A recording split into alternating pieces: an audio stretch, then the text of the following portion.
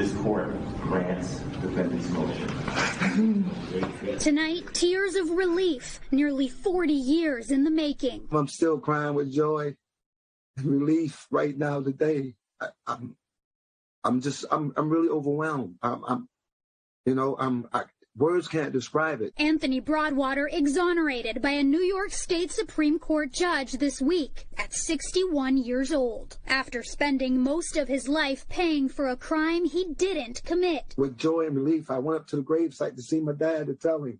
I wish to God he was here. Broadwater was 20 when he was charged with the rape of Alice Sebold, who went on to write bestseller The Lovely Bones. The alleged crime happened in 1981 at a park in Syracuse, New York. Sebold described the attack in detail almost 20 years later in Lucky, a book that launched her career as an author. Her next hit, The Lovely Bones, was later adapted into an award-winning film. But all this was after Broadwater was convicted for first-degree rape and 5 related charges. He spent 16 years in prison. Through the years, he maintained his innocence. After serving his sentence, he quickly realized his life would never be the same. The moment I stepped out, it was like impossible to get a job. These 10 fingers I can count on my hand of the people that accept me in their household. I can't get past 10. He never stops trying through appeals, motions, and even 2 polygraph tests to prove his innocence. But nothing worked. Until a film producer working on a screen adaptation of Sebold's book Lucky hired a private investigator to look into the evidence presented against Broadwater in court. They became convinced Broadwater was telling the truth. Together, as we looked through the trial transcript, we realized, wow, this was a bogus conviction. Earlier this month, Broadwater's new lawyers filed a motion to vacate his conviction based on now discredited scientific evidence and Sebold's identification of Broadwater as the perpetrator. No one questions that Ms. Sebold was sexually assaulted. She absolutely was.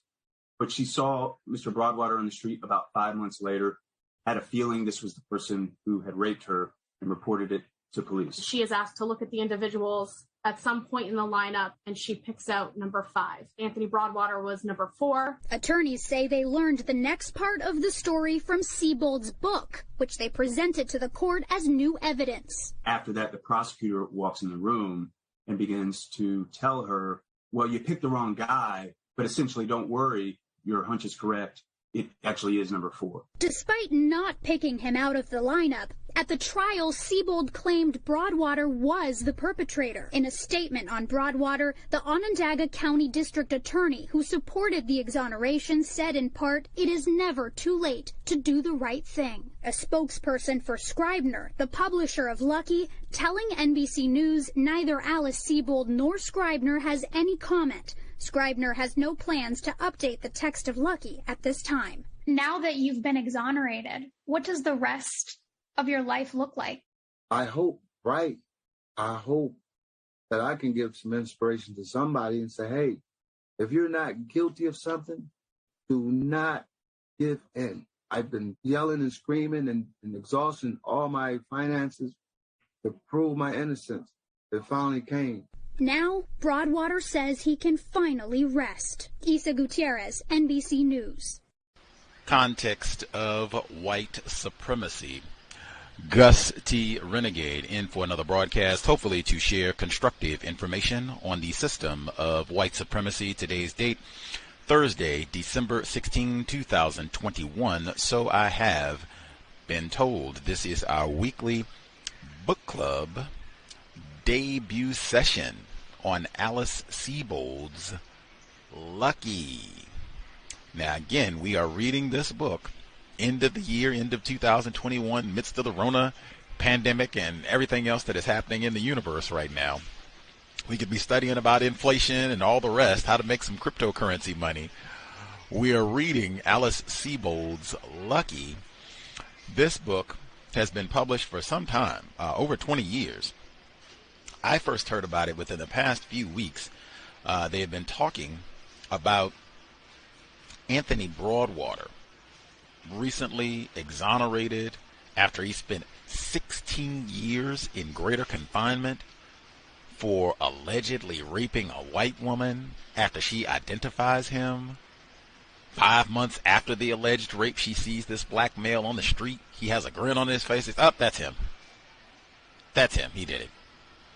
And whammo, conviction, 16 years. And apparently, I don't know if all this is going to come out in the book in terms of the details for Mr. Broadwater. Apparently, Mr. Broadwater maybe could have been released before he served 16 years unjustly. But apparently they wanted to punish him further because he had the audacity, the gumption to insist, no. I didn't rape that white woman. I didn't rape anyone. He said, if you just say you did it, we'll go ahead and let you out. No, I didn't rape her. You just say you did it. But I didn't rape her. Recalcitrant. Won't even tell the truth. Put you in greater confinement for another 5 years. See how you like that. I was super interested in reading this book. They were about to make it into a movie. I think you heard in the audio segment. Lovely Bones is the second book that Alice Sebold, white woman, wrote. She wrote her memoir, Lucky, about her own so-called rape first, and then she wrote Lovely Bones, which is also about a white girl being raped and killed. Now, she wasn't obviously not killed in Lucky, but same general premise. In The Lovely Bones, which becomes a huge success. That one, that book was published right after the 2001 9/11 attacks, and at least the way it's narrated is that the book Lovely Bones was really popular because you had lots of white people who were grieving and upset, and so they gravitated to this book, which I find even more macabre. Why would you find solace or some sort of catharsis in a book about a white child being killed and raped? Why would that be something that I want to gravitate to after the 9/11 September attacks of 2001? Anywho, they make it into a major motion picture, The Lovely Bones, with Mark Wahlberg. Remember him? Beat up all those black people, non-white people, so-called Asians, in New England in his childhood. Total terrorist Mark Wahlberg. So they have him in the film, big success and all that. And then it takes 20 years to find out, oh, wait, dang. We wrongfully convicted Mr. Broadwater and he served all that time unjustly, and then she offers a tacky apology. Excited for many, many reasons to read this book. Also, the person who helped begin unraveling all of this deception, criminal activity, really, unjustly convicting this black male, the filmmaker, white filmmaker, who was going to help them turn Lucky into a major motion picture. Now, I believe you pronounce his name Timothy Muscianti, Mucciante, Muscianti. I think that's how you say it, but he was the one. He's working behind the scenes. Okay, let me read the book so I know the story and all that. And he starts looking at this, having questions like, really? I don't know if I want to put my name on this. And then we get out there and find out, whoops, wrong. Incidentally, Mr. Muscianti is listed on Internet Movie Database, is working with Mr. Broadwater on making a documentary film on his wrongful conviction that is to be titled Unlucky, which I will be super excited to see that as well. Anywho, last thing I'll say before we go ahead and get started with the book, we had a number of volunteers, like more than 3 people, who contacted Gus. Hey, I'm willing to read the book. When I had the hard copy of the text, I looked for an audiobook and I could not find it. So I thought, oh man, we'll have to, pitch in and read it ourselves. We had folks who were ready to roll.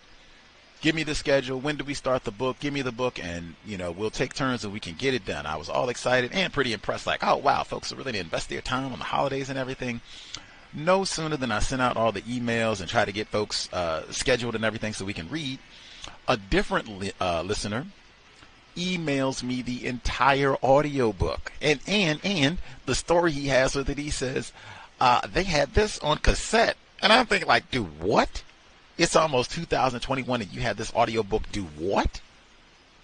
Cassette? Spell cassette. Where did you get a cassette? I haven't seen a cassette in, gee, you might as well be talking about hieroglyphics or an 8-track cassette or something. But anyway, however he got it, time capsule or whatever, flux capacitor. He got the audio book, audio cassettes, got it all recorded, and sent me the file. So we have the audio book in its entirety, and we don't have some amateur jackleg narrator. We got Alice Sebold. She actually narrated the book. Again, this book was published in 1999, so I guess they had a long time to, decide they wanted to do an audio book or whatever, but we have it. I decided it would be way better to have the white author read her own book so that we can pay attention to the inflections and where she places emotion, the dramatic pauses, and all the rest of it. So without further ado, everyone's favorite subject matter, Area 8, Cowbell. This is Alice Sebold, White Woman, her memoir, and that's how she describes it, her memoir. Lucky. Spirit of Mr. Anthony Broadwater will be with us as we read Context of White Supremacy.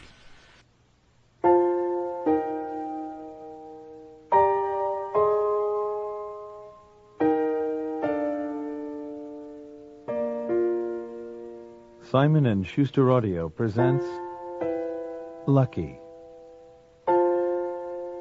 by Alice Sebold. Read by the author.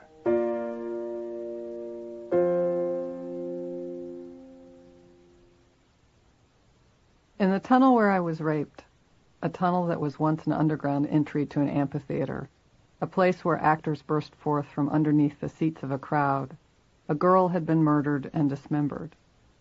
I was told the story by the police. In comparison, they said, I was lucky. But at the time, I felt I had more in common with the dead girl than I did with the large, beefy police officers or my stunned freshman-year girlfriends.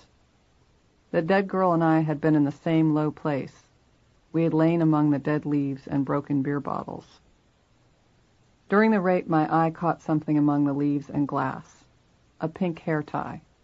When I heard about the dead girl, I could imagine her pleading as I had, and wondered when her hair had been pulled loose from her hair tie, if that was something the man who killed her had done, or if, to save herself the pain in the moment, thinking, hoping, no doubt, she would have the luxury to reflect on the ramifications of assisting the assailant later on, she had, on his urging, undone her hair herself. I will not know this, just as I will never know whether the hair tie was hers or whether it, like the leaves, made its way there naturally. I will always think of her when I think of the pink hair tie. I will think of a girl in the last moments of her life. This is what I remember. My lips were cut. I bit down on them when he grabbed me from behind and covered my mouth. He said these words, "I'll kill you if you scream." I remained motionless. "Do you understand? If you scream, you're dead." I nodded my head. My arms were pinned to my sides by his right arm wrapped around me, and my mouth was covered with his left. He released his hand from my mouth. I screamed, quickly, abruptly. The struggle began. He covered my mouth again. He kneed me in the back of my legs so that I would fall down. "You don't get it, bitch. I'll kill you. I've got a knife. I'll kill you." He released his grip on my mouth again, and I fell, screaming, on the brick path. He straddled me and kicked me in the side. I made sounds. They were nothing. They were soft footfalls. They urged him on. They made him righteous. I scrambled on the path. I was wearing soft-soled moccasins with which I tried to land wild kicks. Everything missed or merely grazed him. I had never fought before, was chosen last in gym. Somehow, I don't remember how, I made it back on my feet. I remember biting him, pushing him, I don't know what. Then I began to run. Like a giant who is all-powerful, he reached out and grabbed the end of my long brown hair. He yanked it hard and brought me down onto my knees in front of him. That was my first missed escape. The hair, the woman's long hair. "You asked for it now," he said, and I began to beg. He reached around to his back pocket to draw out a knife. I struggled still, my hair coming out painfully from my skull as I did my best to rip myself free of his grip. I lunged forward and grabbed his left leg with both arms, throwing him off balance and making him stagger. I would not know it until the police found it later in the grass, a few feet away from my broken glasses. But with that move, the knife fell from his hands and was lost.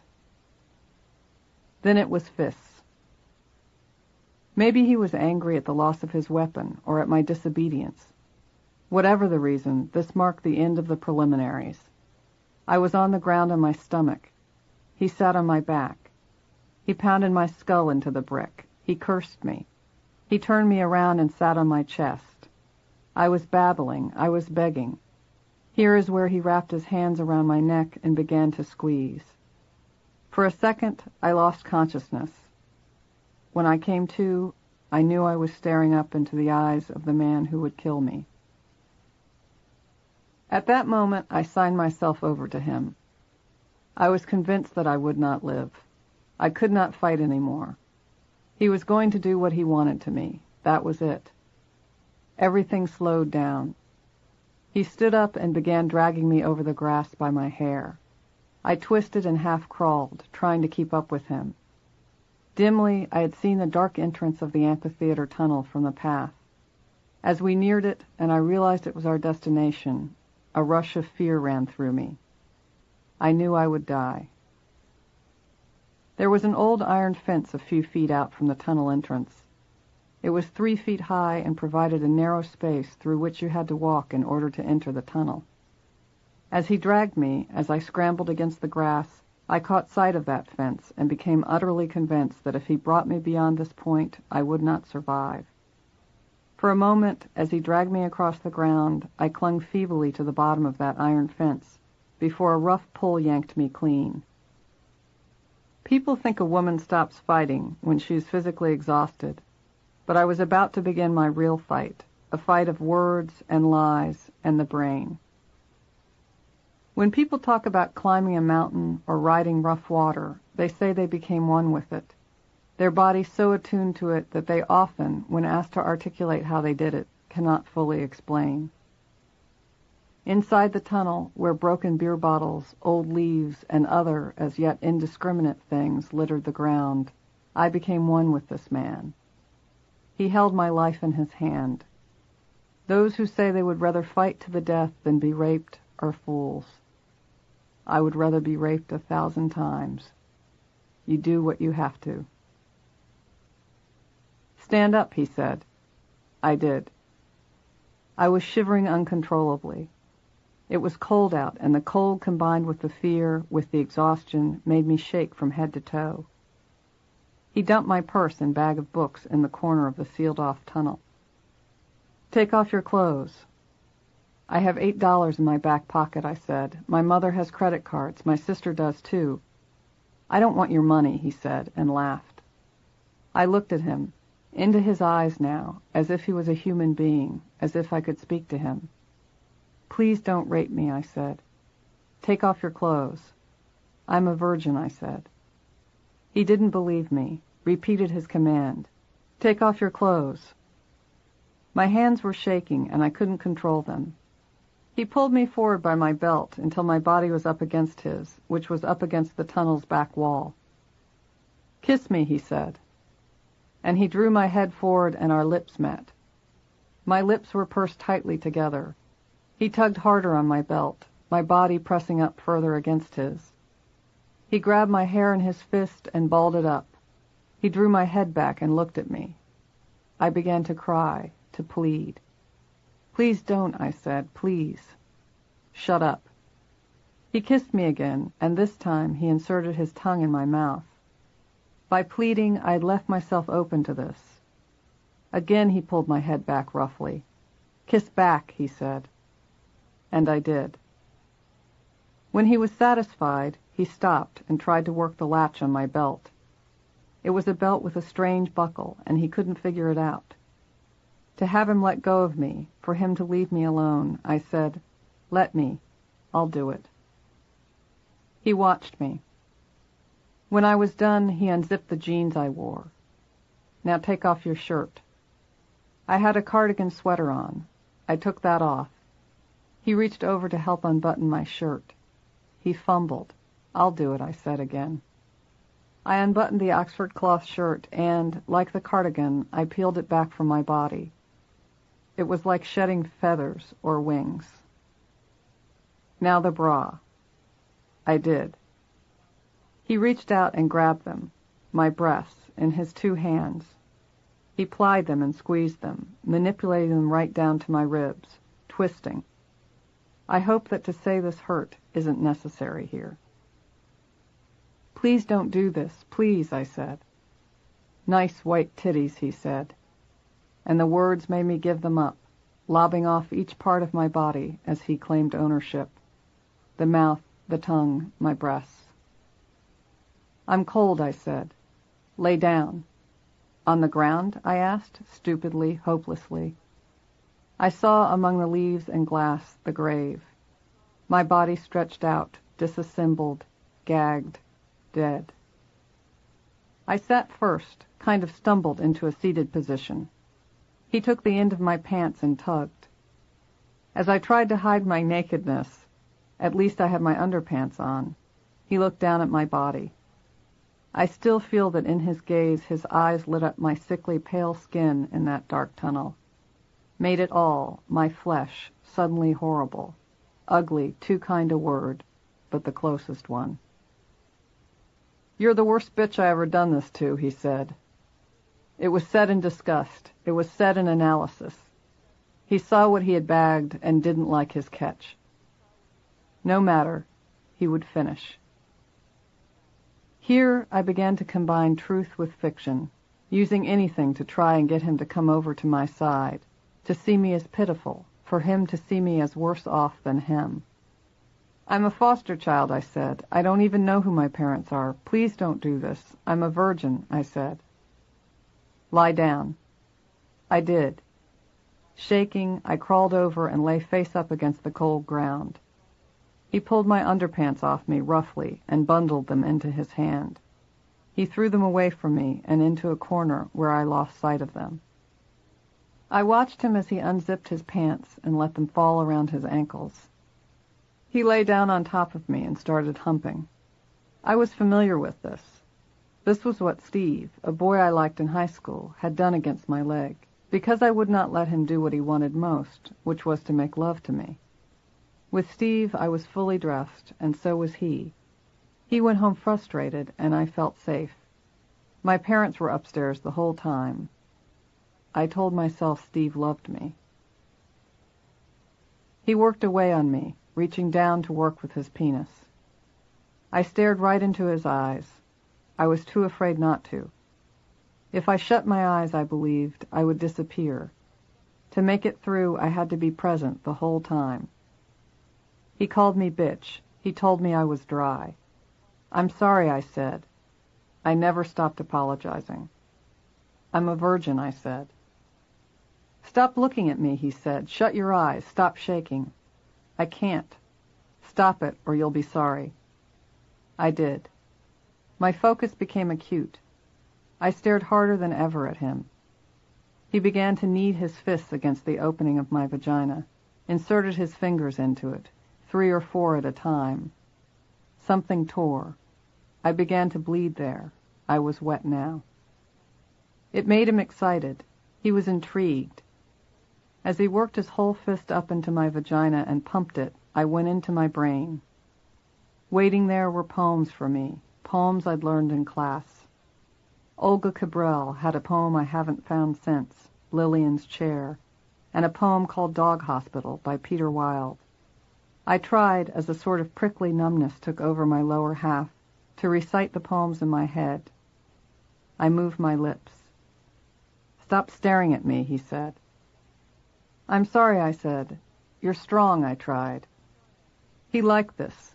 He started humping me again, wildly. The base of my spine was crushed into the ground. Glass cut me on my back and behind. But something still wasn't working for him. I didn't know what he was doing. He kneeled back. "Raise your legs," he said. Not knowing what he meant, never having done this for a lover or read that kind of book, I raised them straight up. Spread them. I did. My legs were like a plastic Barbie's, pale, inflexible. But he wasn't satisfied. He put a hand on each calf and pressed them out farther than I could hold. "Keep them there," he said. He tried again. He worked his fist. He grabbed my breasts. He twisted the nipples with his fingers, lapped at them with his tongue. Tears came out of the corners of my eyes and rolled down either cheek. I was leaving now, but then I heard sounds. Out on the path, people, a group of laughing boys and girls passing by. I had passed a party on my way to the park, a party to celebrate the last day of school. I looked at him. He did not hear them. This was it. I made an abrupt scream, and, as soon as I did, he shoved his hand in my mouth. Simultaneously, I heard the laughter again. This time it was directed toward the tunnel, toward us, yells and taunts, good time noises. We lay there, his hand locked in my mouth and pressing down hard into my throat, until the group of well-wishers left, moved on, my second chance at escape now gone. Things weren't going the way he planned. It was taking too long. He ordered me to stand up, told me I could put on my panties. Used that word. I hated it. I thought it was over. I was trembling, but I thought he'd had enough. Blood was everywhere, and so I thought he'd done what he'd come for. "Give me a blowjob," he said. He was standing now. I was on the ground, trying to search among the filth for my clothes. He kicked me, and I curled into a ball. "I want a blowjob." He held his dick in his hand. "I don't know how," I said. "What do you mean you don't know how?" "I've never done it before," I said. "I'm a virgin." "Put it in your mouth." I kneeled before him. "Can I put my bra back on?" I wanted my clothes. I saw his thighs before me, the way they belled out from the knee, the thick muscles and small black hairs, and his flaccid dick. He grabbed my head. "Put it in your mouth and suck," he said. "Like a straw?" I said. "Yeah, like a straw." I took it in my hand. It was small, hot, clammy.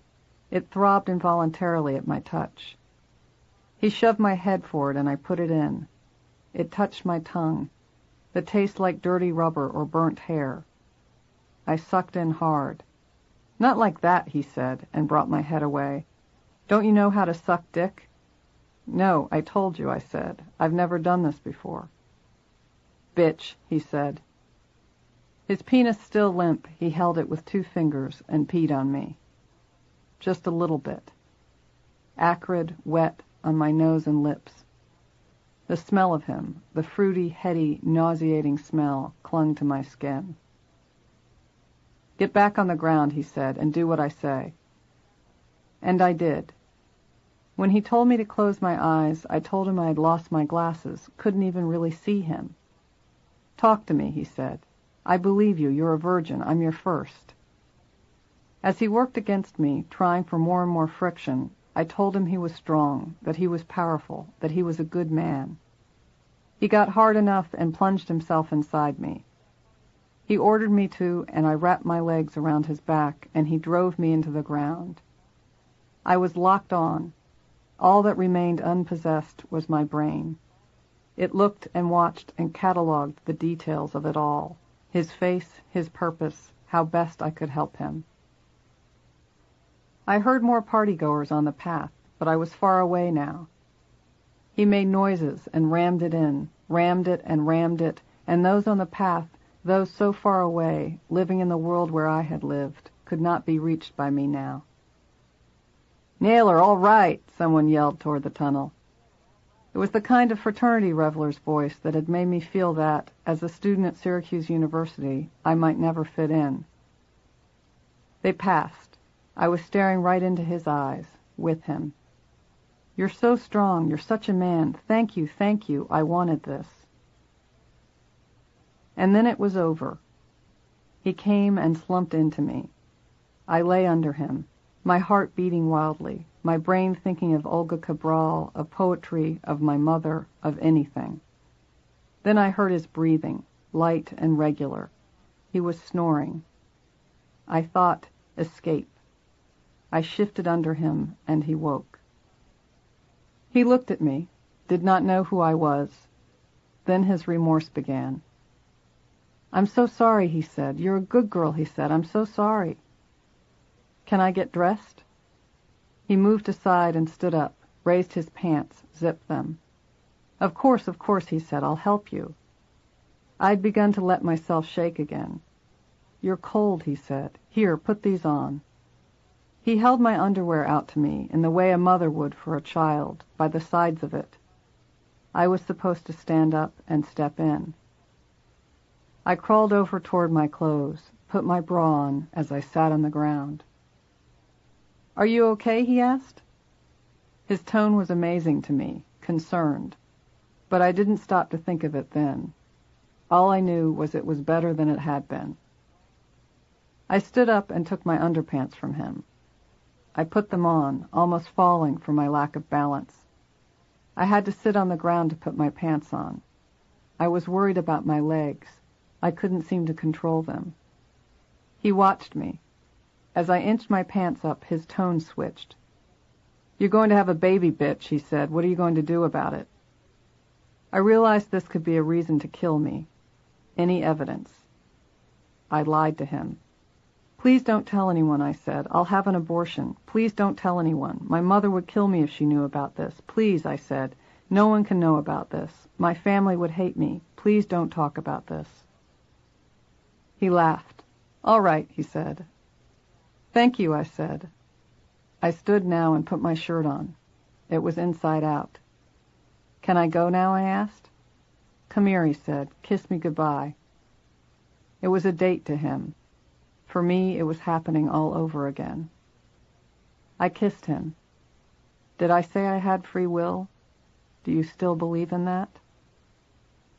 He apologized again. This time he cried. "I'm so sorry," he said. "You're such a good girl, like you said." I was shocked by his tears, but by now it was just another horrible nuance I couldn't understand. So he wouldn't hurt me more, I needed to say the right thing. "It's okay," I said. "Really." "No," he said. "It's not right what I did. You're a good girl. You weren't lying to me. I'm sorry for what I did." I've always hated it in movies and plays. The woman who is ripped open by violence and then asked to parcel out redemption for the rest of her life. "I forgive you," I said. I said what I had to. I would die by pieces to save myself from real death. He perked up, looked at me. "You're a beautiful girl," he said. "Can I take my purse?" I asked. I was afraid to move without his permission. "My books?" He went back to business now. "You said you had $8. He took it from my jeans. It was wrapped around my license. It was a photo ID. New York State didn't have them yet, but Pennsylvania did. "What is this?" he asked. "Is this one of the meal cards I can use at McDonald's?" "No," I said. I was petrified of him having my identification, leaving with anything other than what he had. All of me, except my brain and my belongings. I wanted to leave the tunnel with both of them.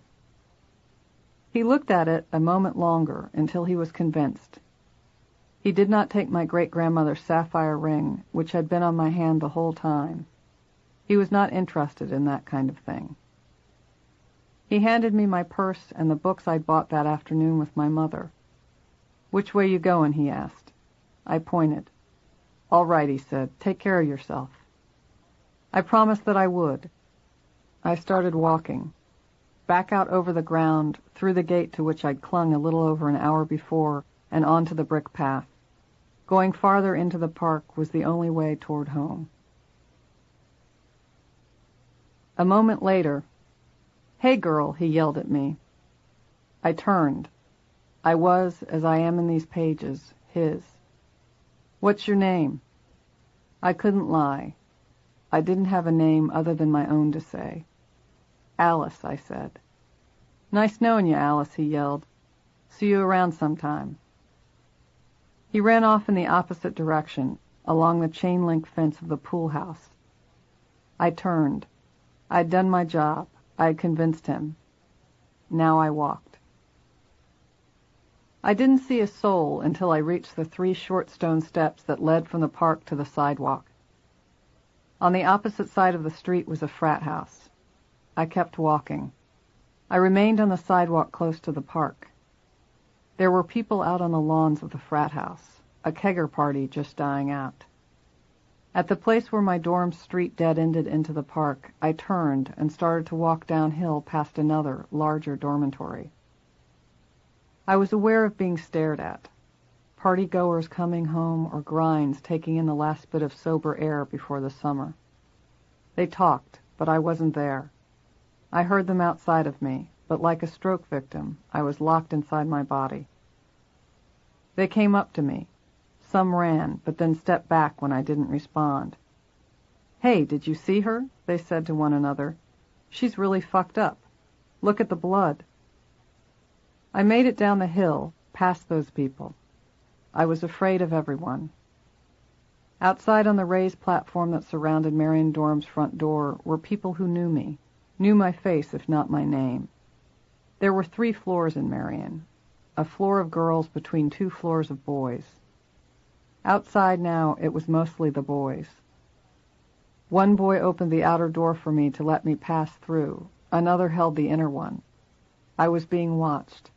How could I not have been? At a small table near the door was the RSA, Resident Security Assistant.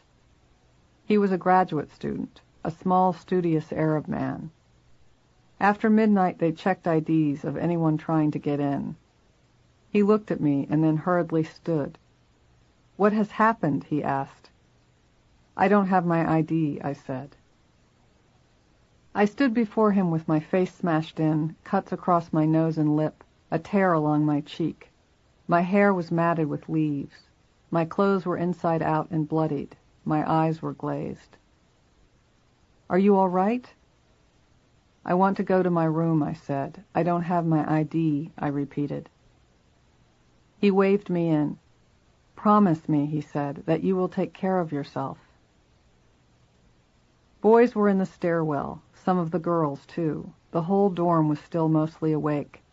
I walked by them. Silence. Eyes. I walked down the hall and knocked on the door of my best friend Mary Alice's room. No one. I knocked on my own, hoping for my roommate. No one. Last, I knocked on the door of Linda and Diane, 2 of a group of 6 of us who had become friends that year. At first there was no answer. Then the doorknob turned. Inside, the room was dark. Linda was kneeling on her bed and holding the door open. I had woken her up. "What is it?" she asked. "Linda," I said, "I was just raped and beaten in the park." She fell back and into the darkness. She had passed out. The doors were spring-hinged, and so the door slammed shut. The RSA had cared. I turned around and walked back downstairs to his desk. He stood. "I was raped in the park," I said. "Will you call the police?" He spoke quickly in Arabic, forgetting himself. Then, "Yes, oh yes, please, come." Behind him was a room with glass walls. Though meant as an office of some sort, it was never used. He led me in there and told me to sit down. Because there was no chair, I sat on top of the desk. Boys had gathered from outside and now stared in at me, pressing their faces near the glass. I don't remember how long it took. Not long, because it was university property, and the hospital was only 6 blocks south. The police arrived first, but I have no memory of what I said to them there. Then I was on a gurney, being strapped down, then out in the hallway. There was a large crowd now, and it blocked the entrance. I saw the RSA look over at me as he was being questioned. A policeman took control. "Get out of the way," he said to my curious peers. "This girl's just been raped." I surfaced long enough to hear those words coming from his lips. I was that girl.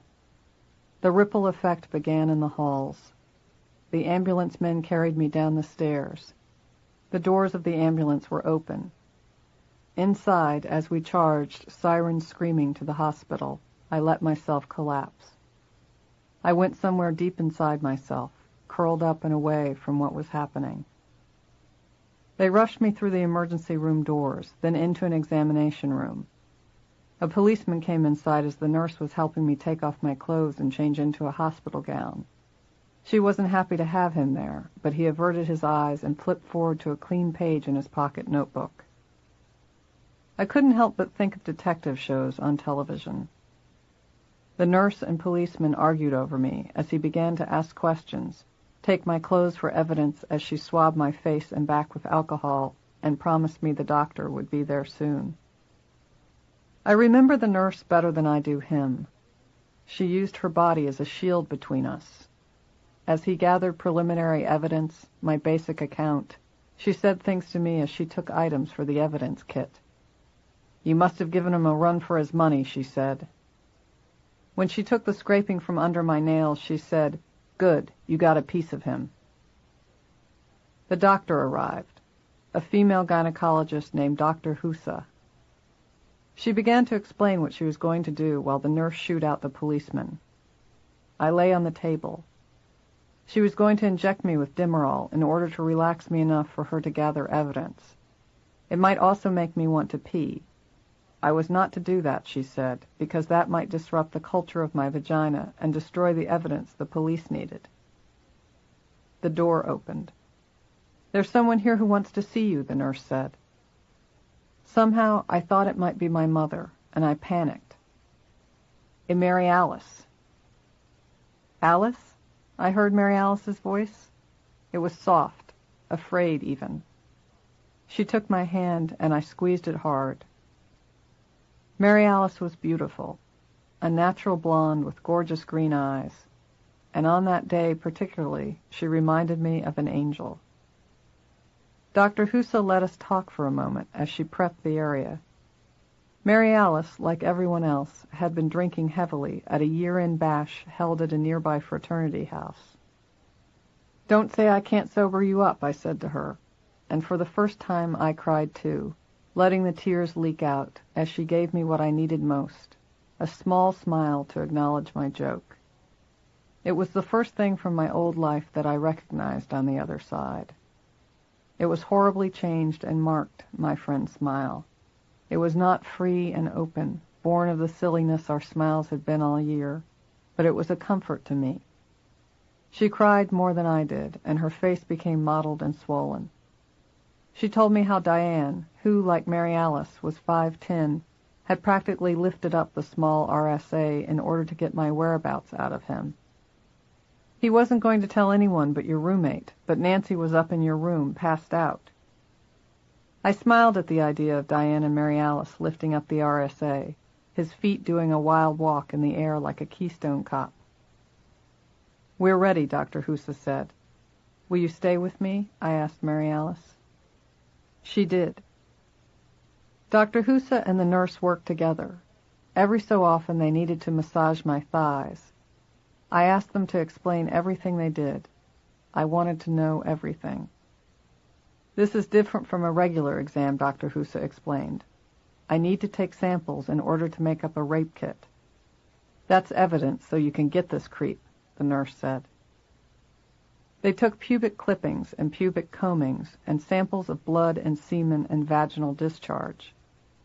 When I would wince, Mary Alice squeezed my hand harder.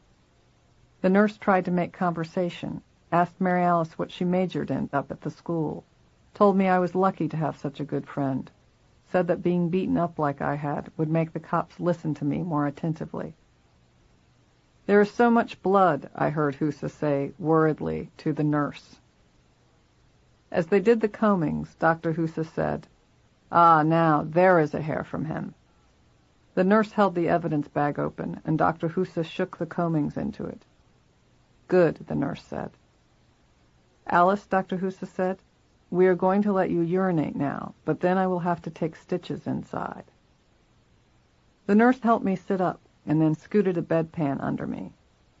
I urinated for such a long time that the nurse and Mary Alice made a point of it and laughed each time they thought I'd stopped. When I was done, what I saw was a bedpan full of blood, not urine. The nurse covered it quickly with paper from the examining table. You don't need to be looking at that. Mary Alice helped me lie back down. Dr. Husa had me scoot down so she could take the stitches. You'll be sore down here for a few days, maybe a week, Dr. Husa said. You shouldn't do much if you can avoid it. But I couldn't think in terms of days or weeks. I could only focus on the next minute and believe that with each minute it would get better, that slowly all this might go away. I told the police not to call my mother. Unaware of my appearance, I believed I could hide the rape from her and from my family. My mother had panic attacks in heavy traffic. I was certain my rape would destroy her. After the vaginal exam was completed, I was wheeled into a bright white room. This room was used to store large, incredible machines with life-saving abilities, all shining with stainless steel and spotless fiberglass. Mary Alice had gone back out to the waiting room. I noticed the machines and their details, how clean and new they seemed, because it was the first time I had been alone since the wheels of my rescue were set in motion. I lay on the gurney, naked under the hospital gown, and I was cold. I was not sure why I was there, stored alongside these machines. It was a long time before anyone came. It was a nurse. I asked her if I could take a shower in the shower stall in the corner. She looked at a chart on the end of the gurney, which I hadn't known was there. I wondered what it said about me, and pictured the word rape in bold red letters written diagonally across the page. I lay still and took shallow breaths. The Demerol worked hard to relax me, but, still dirty, I fought back. Every inch of my skin prickled and burned. I wanted him off of me. I wanted to shower and scrub my skin raw. The nurse told me I was waiting for the psychiatrist on call. Then she left the room. It was only 15 minutes, but with the buggy crawl of contamination spreading over me, it felt very long, when a harried psychiatrist entered the room. I thought even then that this doctor needed the Valium he prescribed for me more than I did. He was exhausted. I remember telling him I knew about Valium, and so he didn't need to explain. It will make you calm, he said. My mother had been addicted to it when I was little. She'd lectured me and my sister on drugs, and as I grew older, I understood her fear that I would get drunk or high and lose my virginity to some fumbling boy. But in these lectures, what I always pictured was my vibrant mother diminished somehow, lessened, as if a gauze had been thrown over her sharp edges. I couldn't see Valium as the benign drug the doctor made it out to be. I told him this, but he pooh-poohed it. When he left the room, I did what I knew I would do, almost immediately, and crumpled up the prescription to throw it into the waste bin. It felt good to do it, a sort of fuck you to the idea that anyone could sweep this thing I'd suffered under the carpet. Even then, I thought I knew what could happen if I let people take care of me. I would disappear from view. I wouldn't be Alice anymore, whatever that was. A nurse came in and told me she could send in another one of my friends to help me. With the painkillers, I would need a nurse or someone else to help me keep my balance in the shower. I wanted Mary Alice, but I didn't want to be mean, so I asked for Tree, Mary Alice's roommate, and one of our group of 6. I waited, and as I did, I tried to think of what I could tell my mother, some kind of story that would explain why I was so sleepy. I could not know, despite the doctor's warnings, how sore I would be in the morning, or that an elegant latticework of bruises would appear along my thighs and chest, on the undersides of my upper arms and around my neck, where, days later, at home in my bedroom, I would begin to make out the individual pressure points of his fingertips on my throat, a butterfly of the rapist's 2 thumbs interlocking in the center and his fingers fluttering out and around my neck. "I'm gonna kill you, bitch. Shut up, shut up, shut up." Each repetition punctuated by the smash of my skull against brick. Each repetition cutting off, tighter and tighter, the airflow to my brain. Tree's face and her gasp should have told me that I couldn't hide the truth, but she recovered herself quickly and helped me navigate over to the shower stall. She was uncomfortable around me. I was no longer like her, but was other than. I think the way I survived in the early hours after the rape was by spiraling the obsession of how not to tell my mother over and over again in my brain. Convinced it would destroy her, I ceased thinking of what had happened to me and worried about her instead. My worry for her became my life raft. I clung to it, coming in and out of consciousness on my way to the hospital, during the internal stitches of the pelvic exam, and while the psychiatrist gave me the prescription for the very pills that had once made my mother numb. The shower was in the corner of the room. I walked like a wobbly old lady, and Tree steadied me. I was concentrating on my balance, and so did not see the mirror to my right until I looked up and I was almost right in front of it. "Alice, don't," Tree said. But I was fascinated, the way I had been as a child, when, in a special room with low light, I saw an exhibit at the University of Pennsylvania's Museum of Archaeology. It was nicknamed Blue Baby, and it was a mummy, with the disintegrated face and body of a child who had died centuries ago. I recognized something alike in it. I was a child as this blue baby had been a child. I saw my face in the mirror. I reached my hand up to touch the marks and cuts. That was me. It was also an undeniable truth. No shower would wipe the traces of the rape away. I had no choice but to tell my mother. She was too savvy to believe any story I could now fashion. She worked for a newspaper, and she took pride in the fact that it was impossible to pull the wool over her eyes. The shower was small and made of white tile. I asked Tree to turn on the water. "As hot as you can," I said. I took off the hospital gown and handed it to her. I had to grip the tap and a handle on the side of the shower to stay upright. This left me unable to scrub myself. I remember telling Tree I wished I had a wire brush, but that even that wouldn't be enough.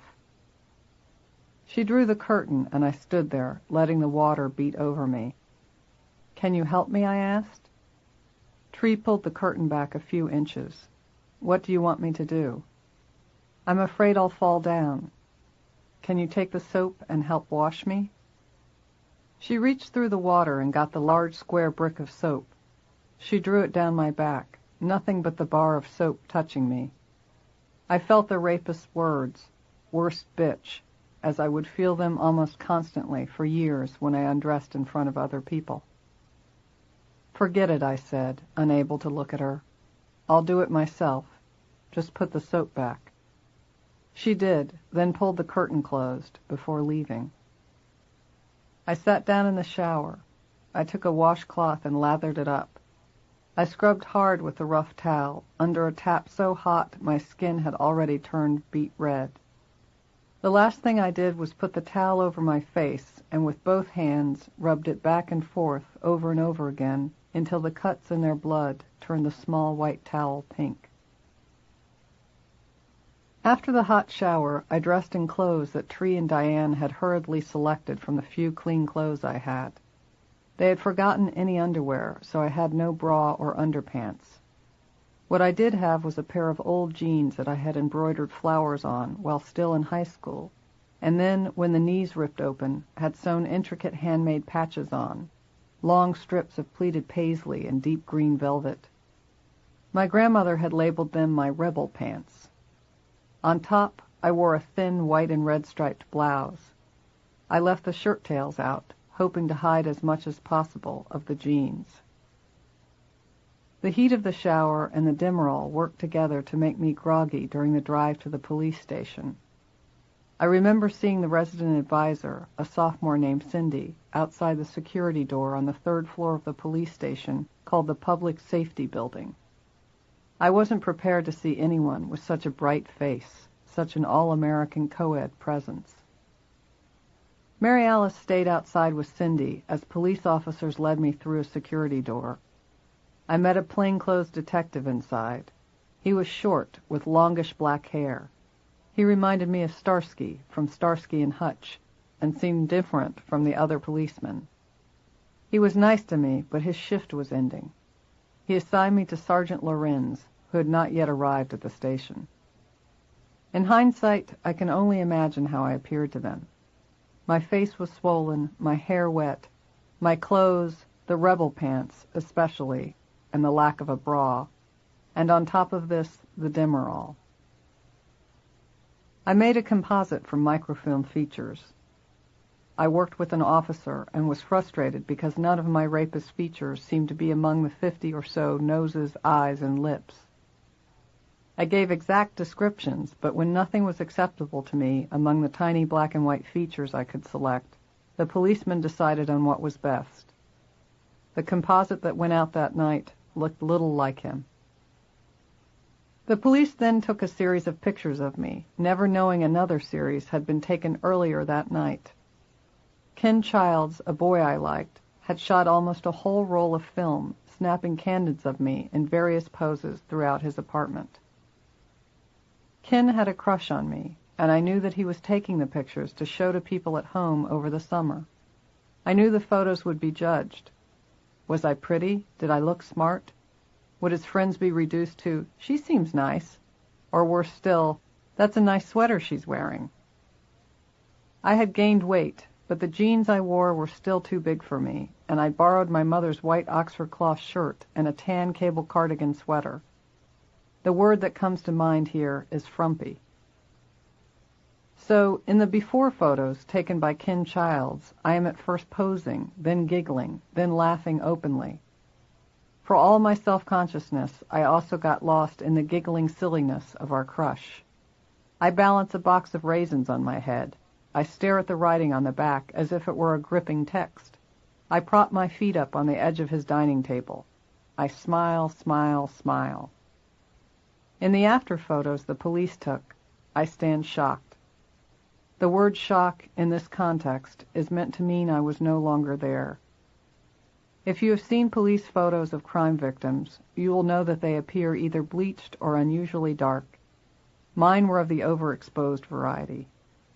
There were 4 types of poses: face, face and neck, neck, standing with identity number.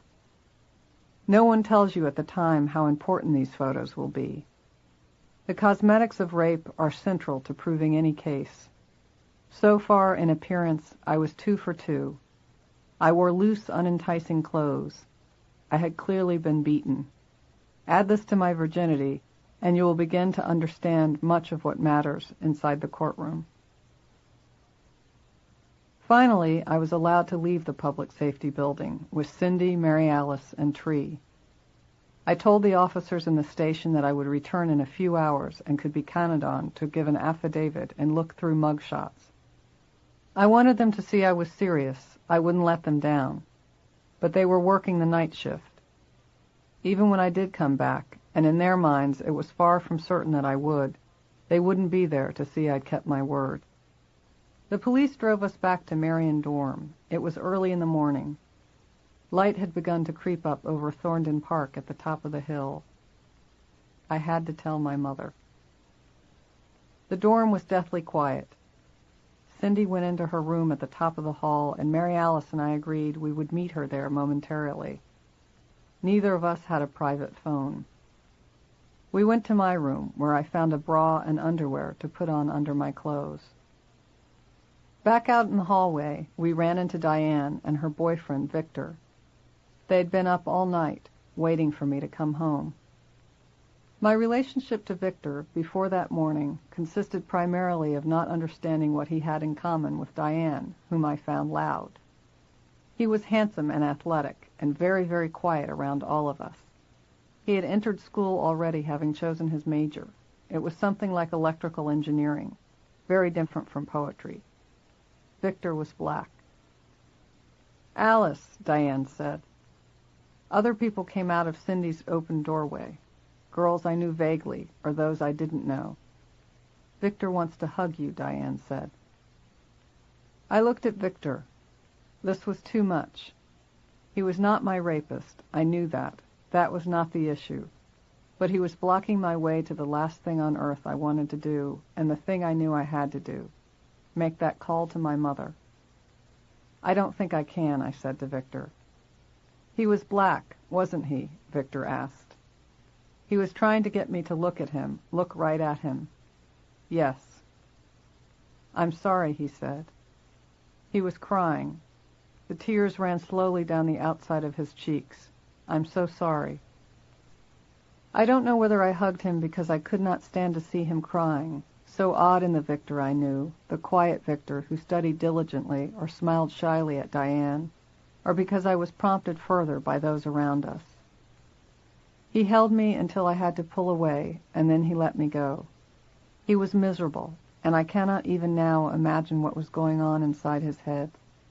Perhaps he already knew that both relatives and strangers would say things to me like, I bet he was black, and so he wanted to give me something to counter this, some experience in the same 24 hours that would make me resist placing people in categories and aiming at them my full-on hate. It was my first hug from a man after the rape, black or white, and all I knew was that I couldn't give anything back. The arms around me, the vague threat of physical power, were all too much. By the end, Victor and I had an audience. It was something I would have to get used to. Standing close to him, but separated from the embrace, I was aware of Mary Alice and of Diane. They belonged. The others were foggy and off to the side. They were watching my life as if it were a movie. In their version of the story, where did they fit? I would find out over the years that in a few versions, I was their best friend. Knowing a victim is like knowing a celebrity, particularly when the crime is clouded and taboo. When I was doing research for this book back in Syracuse, I met a woman like this. Without recognizing me at first, only knowing I was writing a book on Alice Sebold's rape case, she hurried in from another room and told me and those assisting me that the victim in that case was my best friend. I had no idea who she was. When someone referred to me by name, she blinked and then came forward, embracing me to save face. In Cindy's room, I sat down on the bed closest to the door. Cindy, Mary Alice, and Tree were there, perhaps Diane. Cindy had shooed the others out and shut her door. It was time. I sat with the phone in my lap. My mother was only a few miles away, having driven up the day before to take me home from Syracuse. She would be up and puttering around her hotel room at the Holiday Inn. At that time she traveled with her own coffee maker because she made decaf in her room. She was coming down from as much as 10 cups of coffee a day, and restaurants weren't yet in the custom of serving decaf. Before she had dropped me off at Ken Child's house the evening before, we had agreed she would come to the dorm around 8:30 a.m., a late start for her, but a concession to the fact that I would have been up late saying goodbye to friends. I looked around at my girlfriends, hoping they would say, "You don't look so bad," or provide me with the single and perfect story to explain the cuts and bruises on my face, the story that I hadn't been able to come up with during the night. Tree dialed the phone. When my mother picked up, Tree said, "Mrs. Sebold, this is a friend of Alice's, Tree Robeck." Maybe my mother said hello. "I'm going to put Alice on the phone now. She needs to speak with you." Tree handed me the phone. "Mom," I started. She must not have heard what I thought was the obvious quaver in my voice. She was irritated. "What is it, Alice? You know I'm due over soon. Can it wait?" "Mom, I need to tell you something." She heard it now. "What? What is it?" I said it as if I were reading a line from a script. "Last night I was beaten and raped in the park." My mother said, "Oh my God," and then after a quick inhalation of breath, a startled gasp, she reeled herself in. "Are you all right?" "Can you come get me, Mommy?" I asked. She said it would be 20 minutes or so. She had to pack up and check out, but she would be there. I hung up the phone. Mary Alice suggested that we wait in her room until my mother arrived. Someone had bought bagels or donuts. In the time since our arrival back at the dorm, students had woken up. There was hurry all around me. Many students, including my friends, were meeting parents for breakfast or rushing to bus stations and airports. People would attend to me and then switch off to finish packing. I sat with my back against the cinder block dorm wall. As people came in and out and the door opened, I could hear bits of conversation. Where is she? Raped. See her face? She know him? Always weird. I had not eaten anything since the night before, since the raisins at Ken Child's house, and I could not look at the bagels or donuts without feeling what, the rapist's penis, had last been in my mouth. I tried to stay awake. I had been up for more than 24 hours, far longer, what with the all-nighters that I'd pulled during finals week, but I was afraid to fall asleep before my mother got there. My girlfriends and the resident advisor, who, after all, was only 19, tried to take care of me, but I'd begun to notice that I was now on the other side of something they could not understand. I didn't understand it myself. While I waited for my mother, people began to leave. I ate a cracker, offered by Tree or Mary Alice. Friends were saying goodbye.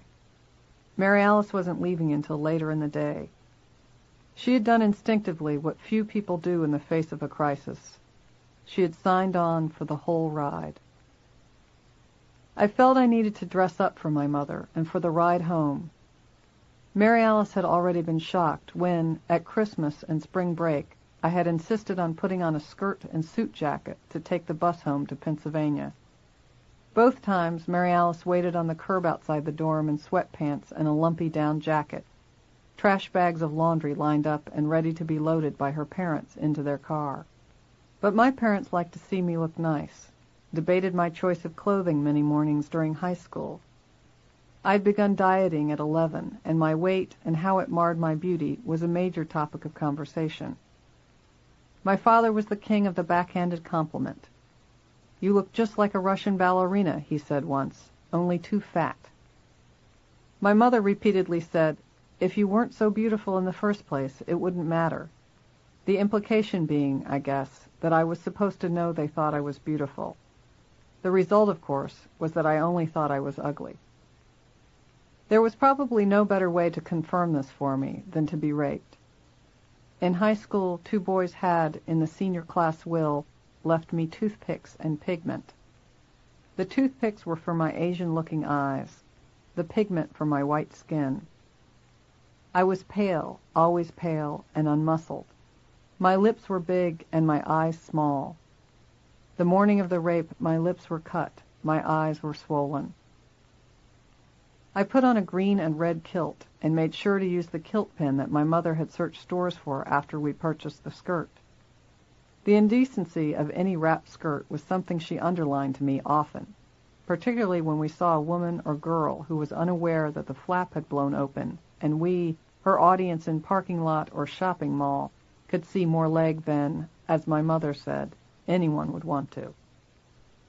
My mother believed in buying clothes big, so as I grew up, I listened to my older sister, Mary, complain about how all the clothes Mom bought us were huge.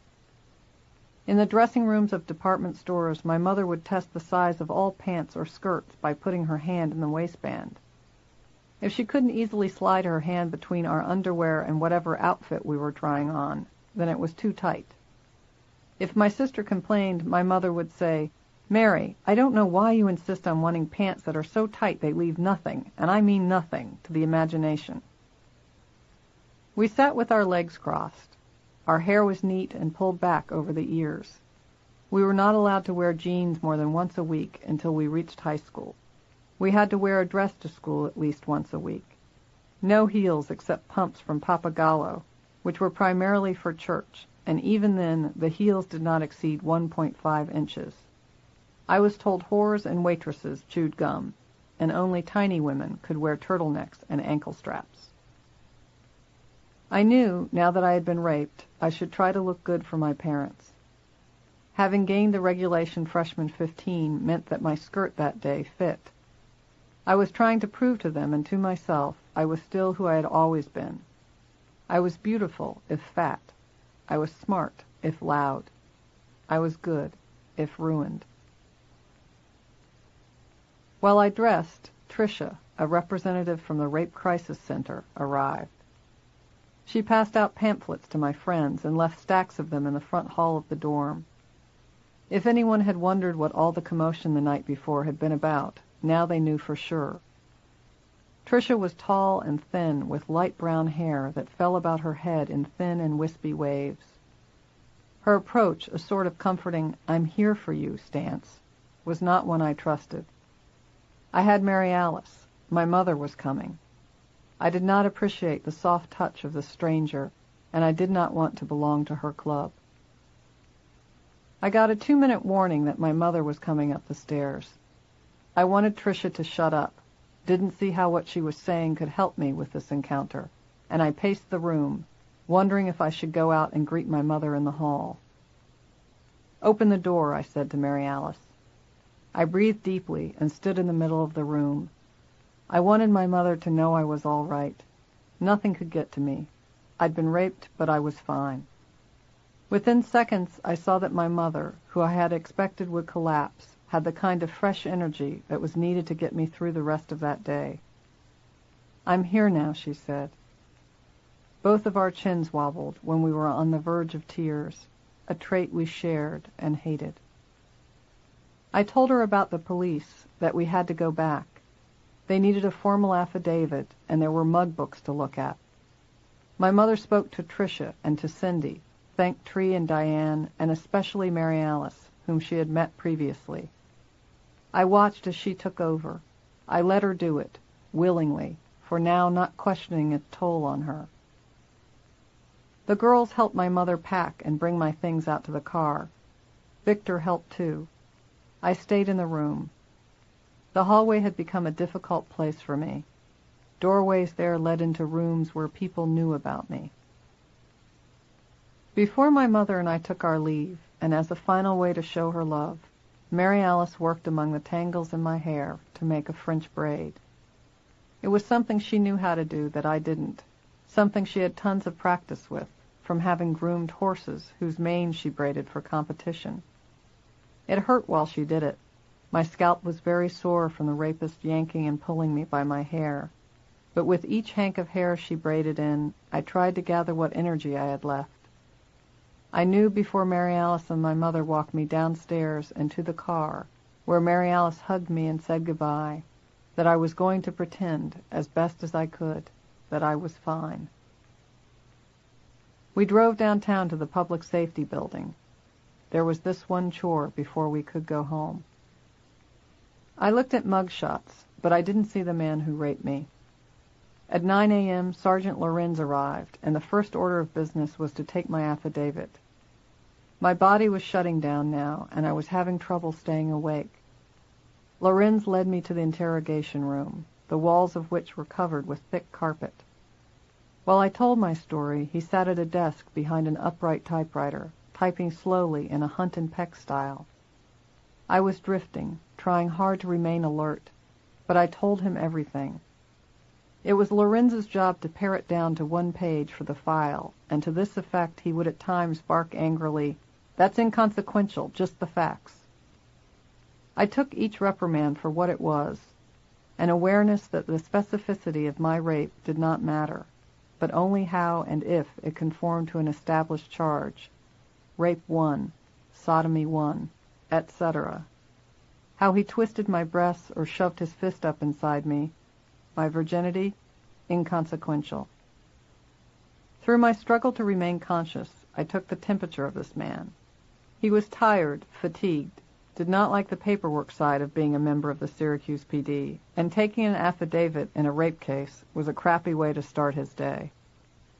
He was also uncomfortable around me. First, because I was a rape victim and had facts that would make anyone uncomfortable to hear, but also because I was having trouble staying awake. He squinted hard at me, sizing me up from behind his typewriter. When I said I did not know a man had to be erect in order to enter me, Lorenz looked over at me. "Come on, Alice," he said and smiled. "You and I both know that isn't possible."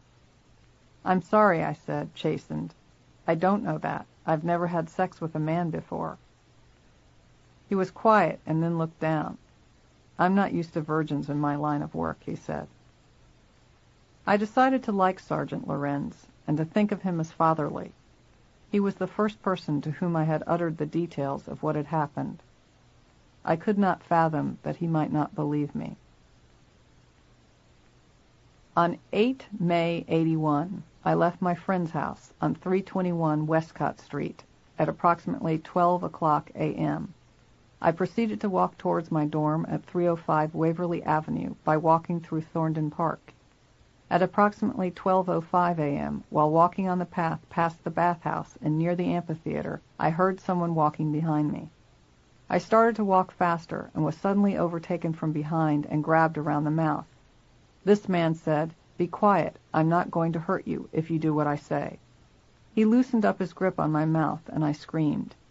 He then threw me on the ground and yanked my hair and said, "Don't ask any questions, I could kill you right now." We were both on the ground, and he threatened me with a knife I never saw. He then began to struggle with me and told me to walk over to the area of the amphitheater.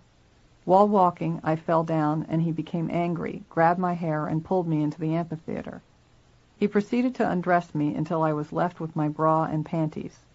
I took off my bra and panties. He told me to lie down, which I did. He took off his pants and proceeded to have intercourse with me. After he was done, he got up and asked me to give him a blowjob. I said that I didn't know what it meant, and he said, "Just suck on it." He then took my head and forced my mouth on his penis. After he was done, he told me to lie down on the ground and again had intercourse with me.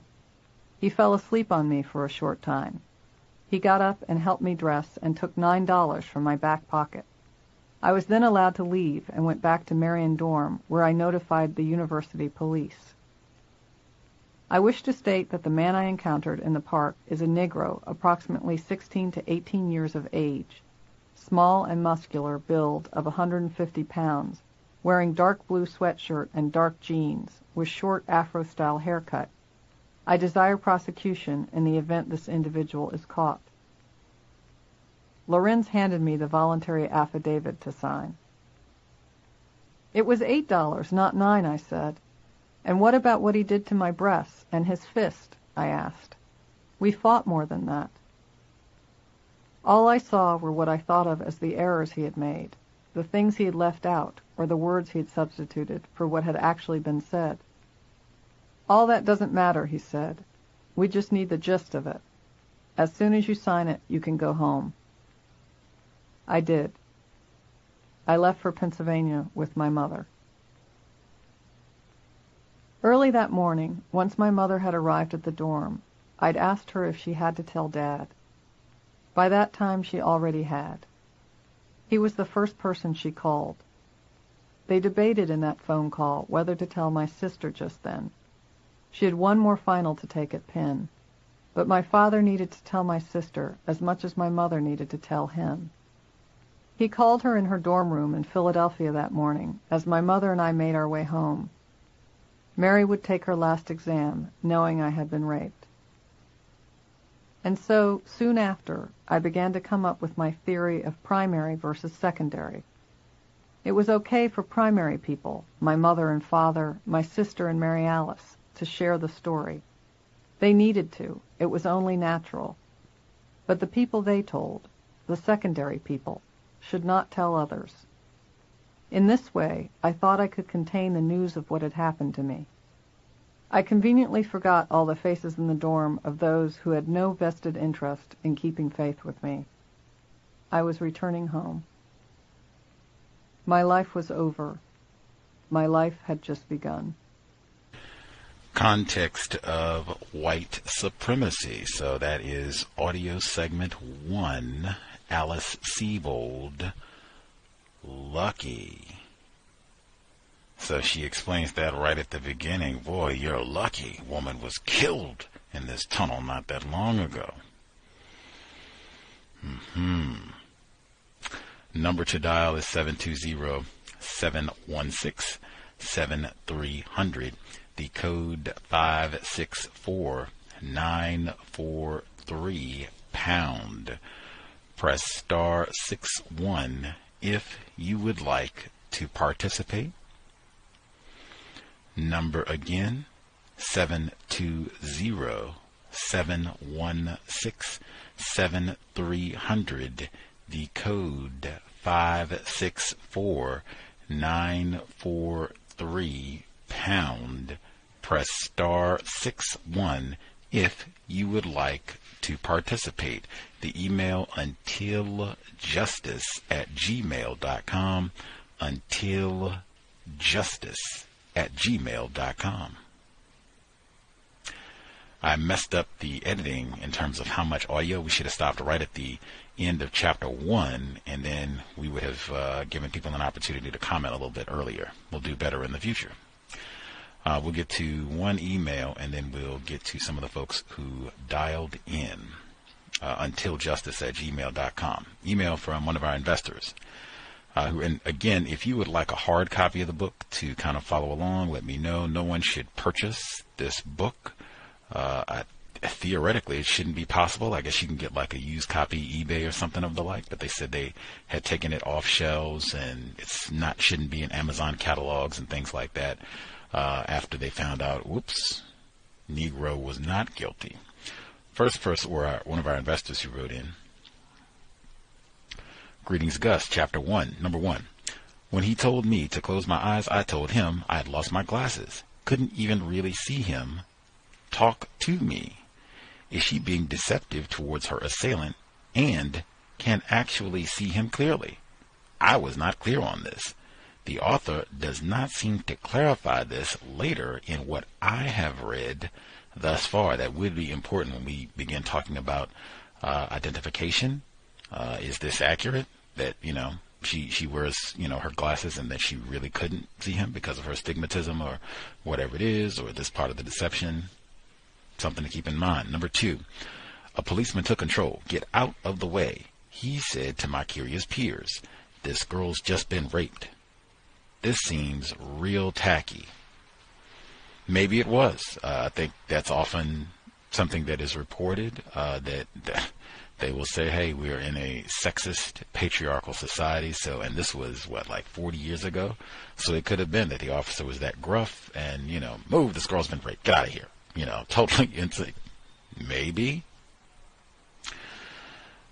Let's see, number 3. I smiled at the idea of Diane and Mary Alice lifting up the RSA off his feet, doing a wild walk in the air like a Keystone Cop. Arab man suggests that the RSA is a non-white victim. That's what I thought too. This could be a racist joke. I was thinking the same thing. These white women coming and beating up, being physical with this non-white male. Like, it would not have been the same thing if the RA was a female, particularly a white woman, and then it was anybody coming to lift her up off the way. You tell us, give us that information right now. Number 4, and on top of this, the Demerol, I made a composite from microfilm features. I worked with an officer and was frustrated because none of my rapist's features seemed to be among the 50 or so noses, eyes, and lips. I gave exact descriptions, but when nothing was acceptable to me among the tiny black and white features I could select, the policeman decided on what was best. The composite that went out that night looked little like him. A complete travesty. That's what he wrote in. Now this, again, keep that in mind from we get, because they do go over some of the trial details in all of this. So is this going to be, this was published in 1999. They don't find out all this is a farce until way later. So is this, hey, the police just did a poor job in the identification? Did she really not see him, so she couldn't do a good job herself at identification? A little bit of both. Racism, any Negro will do. Number 5. Victor, not understanding what he had in common with Diane, whom I found loud. Victor was black. Victor wants to hug you, Diane said. I'm sorry, he said. He was crying. This was an interesting passage, I'll say. Nothing in common seems like code for the fact that this is a tragic arrangement. I was thinking that anyway, but yeah. Victor seems like a confused, white-identified victim seeking white validation. I'm one of the good Negroes. I mean, Syracuse University is a private institution, unless I'm informed. I was accepted at Syracuse, not bragging, still a victim. But it's private, so yeah, you would probably be very white identified. They're not going to have too many folks up there who are being rowdy and militant and angry, although Jim Brown did graduate from Syracuse. Anywho, moving on to chapter 2, he writes, number 1, in high school, 2 boys had in the senior class will left me toothpicks and pigment. The toothpicks were for my Asian-looking eyes, the pigment for my white skin. Another example of a racist joke. Absolutely. I have to come back to the other component of that as well, but toothpicks? Really? You know how they say your eyes are so slanted that you have to put the toothpicks to prop your eyelids open so that you can see? All the racist jokes, yeah. We didn't get through it, so we'll have to come back and get the rest of chapter 2 once we finish the rest of the audio. The email is untiljustice@gmail.com. We will get to the phone lines for folks who have commentary, *61. I don't know what people made of virginity, how many times that was said, but if folks have thoughts on that, feel free. We'll check and see folks who have a hand up. First few people with a hand up, line should be open. Proceed. Can I be heard? Henry in Chicago. Yes, sir. All right, greetings, Gus, and greetings to all the callers and listeners. I don't have the book, so Gus, if you have the electronic copy, if you can forward it to me, that'll be great. I refuse to pay for the book or even look for this book since it's a book about a huge lie that got a non-white black male in prison for an unnecessary period of time. So, but as I'm listening to it, first things first. It's I didn't realize that this was published by Simon & Schuster. Now, for people who remember a couple of years ago, or not too long ago, there was a movie called Can You Forgive Me? And it was based off the story of Lee Israel, another lying white woman who basically forged a bunch of letters from dead authors. So it seems like Simon & Schuster has made money publishing off of lying white women, in their history. So I thought that was pretty interesting.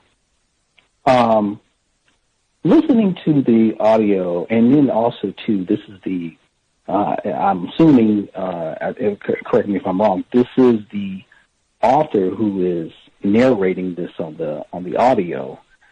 So it's interesting listening to her because of the fact that, when she describes her rape, it just feels like there is like no emotion there.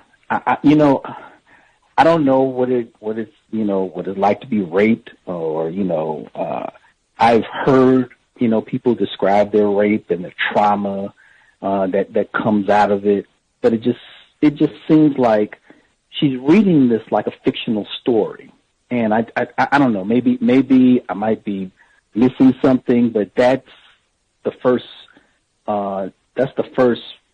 metaphor, red light that I kind of thought about. Also, too, the actual, the events that covered this rape, was just so questionable. Like, does a rapist ask the victim to take their clothes off? Like, it was almost like I was surprised the rapist didn't say, please take your clothes off. And it just, the story just basically kind of sounds like that.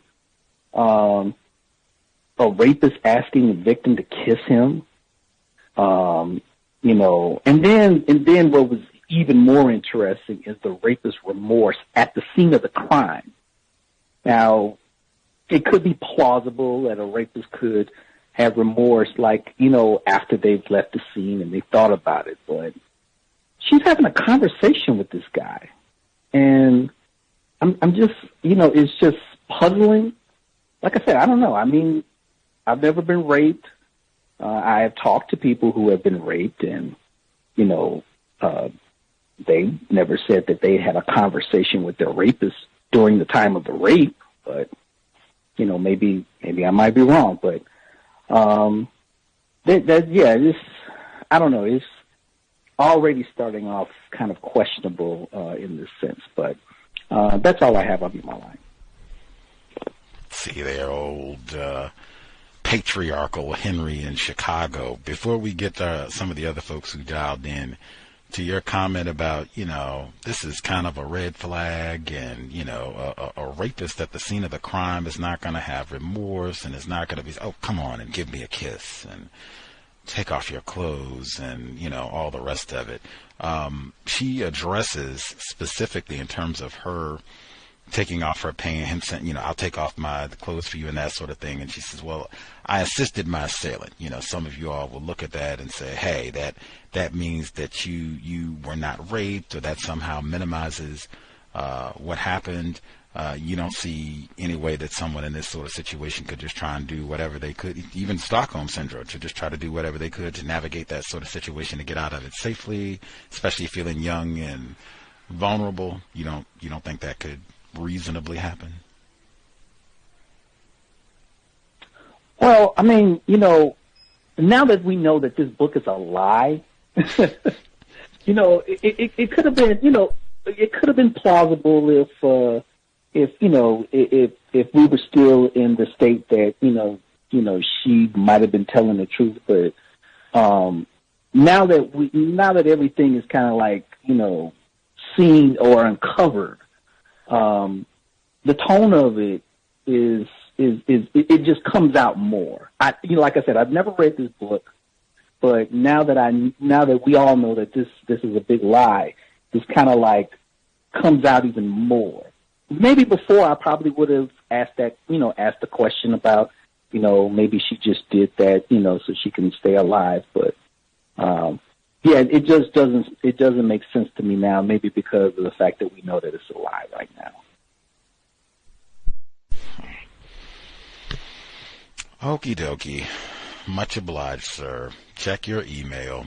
I did want to make sure I point out for the record, the only thing that is in dispute, the only thing thus far that folks are signing off on is that the identification of Mr. Broadwater was inaccurate. The actual rape, they said, oh yeah, she was raped. Miss Sebold, she was raped. They haven't said that she made that up or anything else, just the Mr. Broadwater didn't do it. So we'll keep all of that in mind. They have not said that the entirety of this is wrong, just we got the wrong person.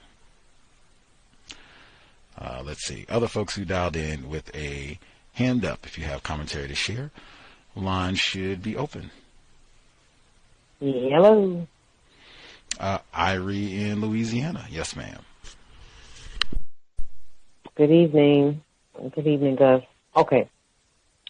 I'm trying to, I know I'm being objective. So when I called in and started to listen, I just listened to it as though I had no idea what is currently, you know, happening in regard to the story, the innocent black man victim of racism. I just wanted to listen to her details.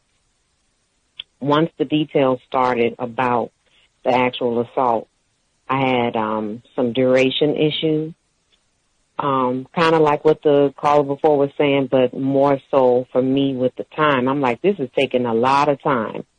Okay, so I remember she's like, we were one place, and he took this off and that off, and then they moved, if I'm not mistaken, someplace else. So now they're traveling, and then the assault is happening, and he's taking his, as they say, cliche, sweet time with her. That, between that happening and all the other people walking by or being in proximity, they would have got caught. They would have got seen, like during the act, I would think. Some mental notes I made. Twice she spoke of either intending to be dishonest or being dishonest. So she intended to be dishonest with her mother, and she was thinking of, just looking for things she could tell her mother instead of, coming out about the assault. But then she also admitted that she was dishonest with the rapist. And in her dishonesty with the rapist, it honestly came across to me like what I had to read Lolita in high school. And Lolita, the man, the racist suspect pervert, refers to Lolita as a nymphette.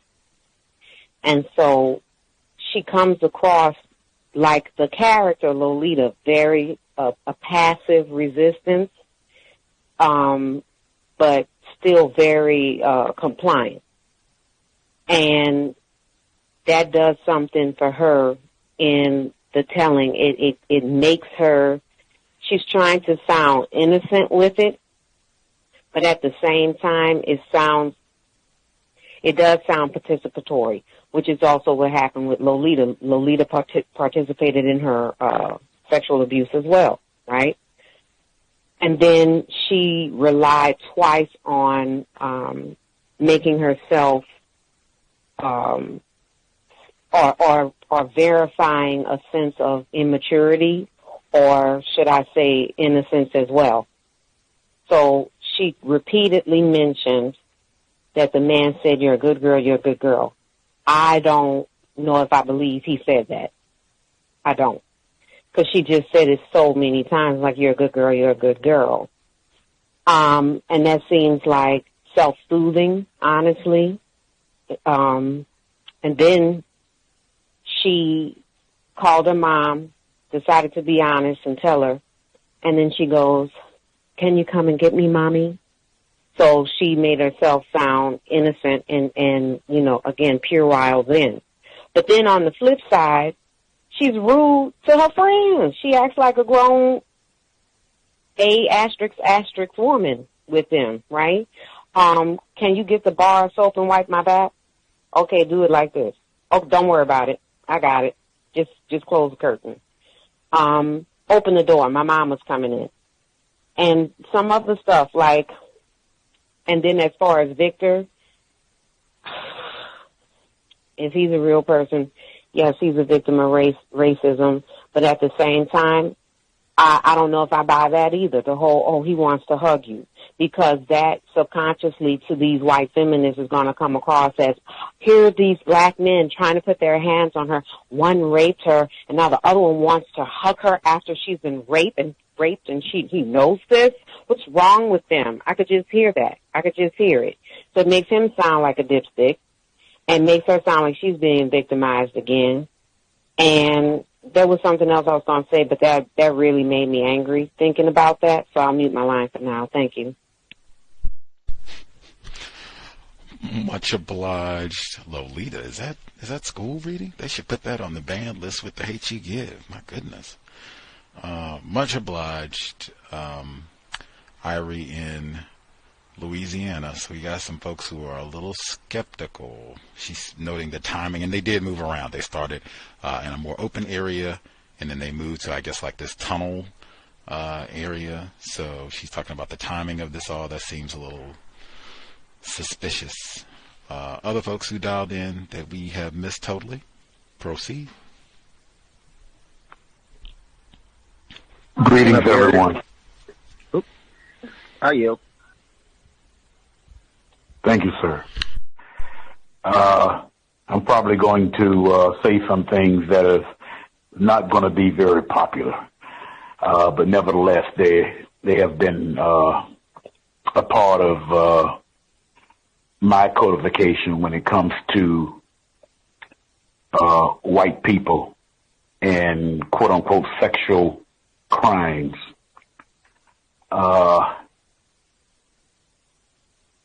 Yes, I know such a thing takes place. This is irregardless of what I know about, the truth that she lied about this black male. But nevertheless, with the history of global white supremacy and the use of the 8th people activity to be put into a weapon, sex, especially with white females. I myself do not give white females the benefit of the doubt when they state the term that is called rape. As I would factor most people that I think that's on the line would know the history. Not only an individual victim or victims were harmed even to death, whole towns were put to the torch because of a lying white female. We know about the Cosby trial and the different accusations that went on. Even what is determined as rape is put into question through the mouth of a white woman. So I even had a white female when I was at work mentioned to me that she was raped by a black male. I think she made a mistake by doing that because I did not react to her in the way that I think she figured that I would as far as her story was concerned. But nevertheless, that's essentially what I have to say about the first reading. Thank you. Much obliged, retired firefighter, just for making sure listeners aren't confused. In terms of what has been reported at this point, no one has reported that Alice Sebold lied, like there was a deliberate effort to pick Anthony Broadwater when they know he didn't do it.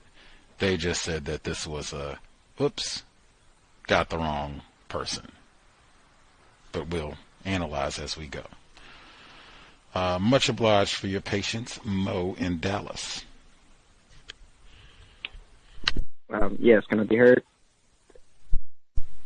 Yes, sir. Thank you. Greetings, Gus. Greetings, listeners and callers. Again, thank you for the program. This is a very interesting read, and it is one that I actually had to walk away from, to be honest, simply because I'm familiar with I've been in situations to where I've met and conversed with ladies who actually suffered, who were victimized in this capacity, and it's not an easy thing to talk about. Or an easy thing to listen to as a man. I've never been raped or harmed anyone, so to hear it, in person from a person who it's happened to is a very difficult thing to deal with. It's mentally draining on some levels. And with that being said, when this reading started, the first question I wrote down was, does she sound like she is reading her own account or someone else's? I felt like this was, in my opinion, this is all my opinion. I felt like it sounded as if someone handed her a stack of papers and said, "Start reading." I did write a quote. She said, "A real fight, a fight of words and lies in the brain." That is a real fight. The fight to shape a narrative, and it is a longer fight than an actual physical altercation. I think that's what happened with certain points in this account of what occurred. I don't know. My fifth statement, here I began to combine truth with fiction. I wrote that one down, and a lot further than I expected to write that particular quote down, but I heard it, so I wrote it down. I also don't have a copy of the book, so I can't tell when it happened. I can tell I called on the line at 7:06, and I was on the phone for 17 minutes and 10 seconds when I heard that. So I don't know at what point of the reading that is, but about 23 minutes into it, I heard that. And I was like, seriously, into the program. So I did note that she had a full-on conversation with the would-be assailant, which is not it's not impossible, but it is kind of the dialogue, the fact that this is like a negotiation. Yeah, no. So I've talked to women who have been accosted, and they'll say, like, I will do what he says as long as he don't hit me. Like there are women that I won't say that they'll do this, but there's another quote. She says, I will suffer 1,000 rapes before I get murdered. Like some women do, and that I've met have thought like that. I will do what he says as long as I get to leave. So I'm not saying that is not, a reasonable path of thought when you are being victimized like this. But just if he has committed to this crime, like, I can't imagine him threatening you one moment and then, like, really trying to negotiate your shirt off. That is my personal, like, take on that, that particular scenario. It doesn't make sense to me. Like, what would, unless of course, and this is another thing, unless she knew this person. But if you knew this person, how could you misidentify this person? So is that my brain is got kind of lost on there. Mary Alice smile reminded her of her old life. I was unclear on what life she was talking about. And then I guess I kind of answered my question. I assumed it was the life before this situation, which I think did she claim that she returned to the police station after she left when they were at the police station during the night shift, and when she returned, whenever the police station was closed? I think that's what she said. She said she was at the police station. She made it clear that it was night shift and all these things. And she said that she came back to give them further information, but they weren't there. Like, that was very unclear. Did she come on the day that the entire station was closed with the particular officers not at the station that she wanted to talk to? Like, were they shunning her? She sounded like she was being mistreated and pushed through the system, like they weren't taking the rape seriously, which is very not, it doesn't make sense when we understand what happens when white women claim to be touched or raped. I saw a TikTok video where this young black man rubbed this lady's hair. I don't agree with touching anybody, period. Give me my 6 feet on her. But he touched this lady's hair in the store, and the first thing she hollered was rape. He was recording her. Like, rape? It was really... So, like, is she saying she was the one lady that didn't get a city burnt down? Or I'm sorry. I beat my line.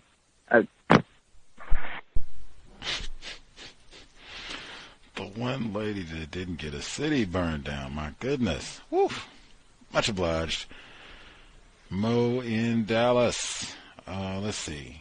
Other folks who have commentary to share. Did we miss anyone?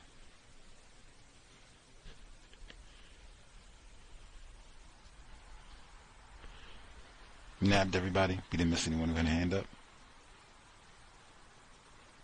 Can I be heard? Oh, yes, sir. Yes, sir. We can hear you. Yes, just going to read some of my notes. This is Dread 138. I was one of the volunteers to read.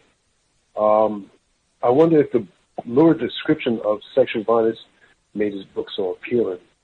The great fantasy role-playing some whites transmit to pornographic media, especially with a black male and white woman. And then after the attack, when she's told she's going to have a baby, the assaulter, something that stuck out to me. She hadn't explicitly described her as a black male yet. There were some clues where she described the dirty rubber and burnt hair, somehow pleaded him to keep this pregnant secret that her family would hate her, gave the indication that the attack was a black male. And I guess, finally with the passage where she spoke of Victor, the male in a tragic arrangement, was fascinating to me. Not understanding what she had in common with Diane, not wanting to get hugged by this black male, only to give him a hug once he began to cry. I'll meet my line. Much obliged. Oh, this was one of our volunteers. As he said he was going to read, I said, man, in my opinion, I'm so thankful you and the others are willing to volunteer. But, man, to hear the author read, do you have any thoughts just on hearing, in terms of her tone, where she put emphasis, emotion, or lack thereof on what you heard from her narration? Yeah, it's funny that she talked about that, because it was curious, because when I, like I said, listened to my playback, it was some person was cold, and I thought I was being a little bit too cold with it, but then listening to hers is very similar to the way I was kind of reading it. It was strange to me. It was strange.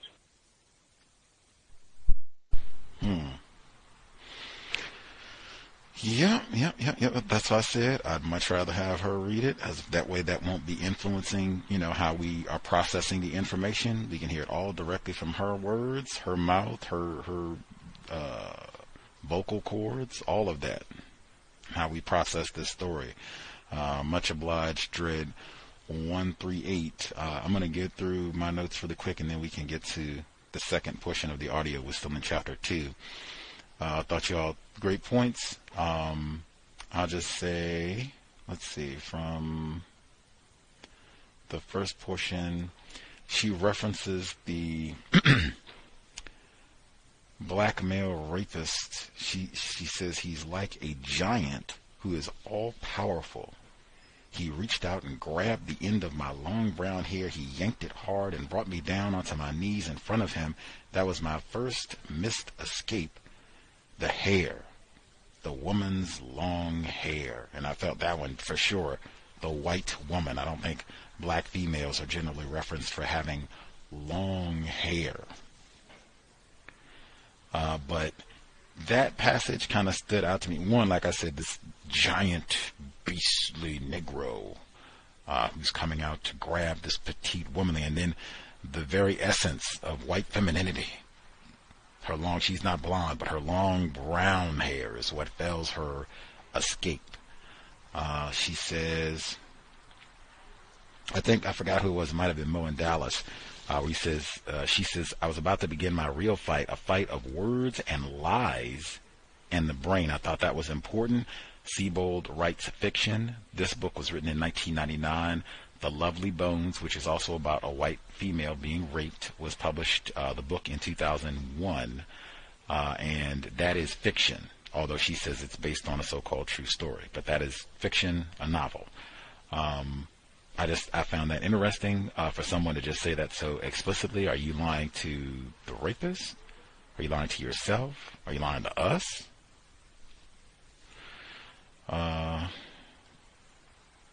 She says, I looked at him into his eyes now as if he was a human being, as if I could speak to him. Again, the beast black rapist, the dehumanization happens all the time, and this is for sure one where no one, oh yeah, he's not even a human. What type of savage goes out and rapes a virgin college student, a virgin white woman, nothing but a savage. You're not even a human being.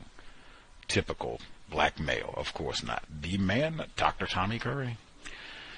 Let's see. I am interested in counting how many times the word virgin is in this book. We heard it so many times, and that's such a big part of white supremacy, race. Oh my gosh. Are you serious? Are you serious? I am stunned.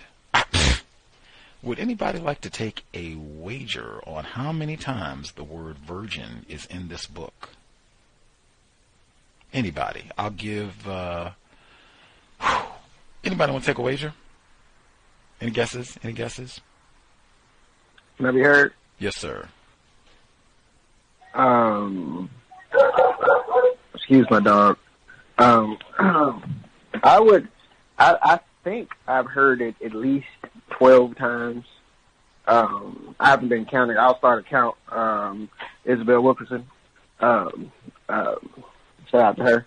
But I would like to add that. Well, wait a minute. We just sticking to one thing. So did you have a count for virginity? Well, a full count. Maybe if I heard it 12 times in the first reading, I would. How many chapters? Not sure.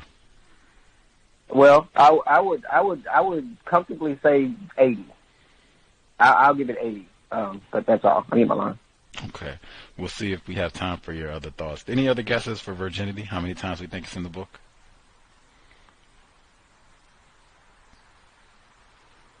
If not, that's fine too. You took too long. He said 80. I cannot believe, like any other time, I mean, for any other book, 80 times is what kind of goofball is this, Mo in Dallas? What do you mean 80 times? The word virginity, or one of its derivatives, virginity, virgin, or whatever, is in this book 46 times. We've had a book club for over a decade. We've never read a book where the word virginity is in the book 46 times. That we've read other books that dealt with sex, rape, the delectable Negro, all of it. No book has had virginity in it this much. In fact, you would be hard-pressed to read it, except for Case, to find a word repeated that many times in a book. Most said he heard it 12 times already. Now, I didn't count how many times, but I heard it enough to say, wait a minute, red flag. Like, that also is a major trope of white supremacy racism. White women with long hair, generally blonde, and being pure. Virgin Mary. I mean, that's almost like biblical. I'm a virgin. I'm pure. I'm untouched. I'm a virgin. I'm pure. Did you know I'm a virgin? I'm pure. I'm untouched. I mean, just all of that. And then with the contrast to the beastly Negro, like, one time. It does not need to be repeated over and over and over and over and over. Let's see.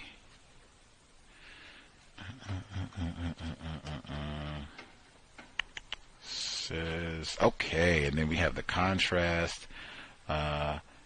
Nice white titties, he said, and the words made me give them up, lobbing off each part of my body as he claimed ownership, the mouth, the tongue, my breast, the fact that the emphasis on her being white. And that one even gave me pause as well. So is the rapist, like you got this in quotes, really? He would come and rape you and be that explicit about wanting to rape a white woman?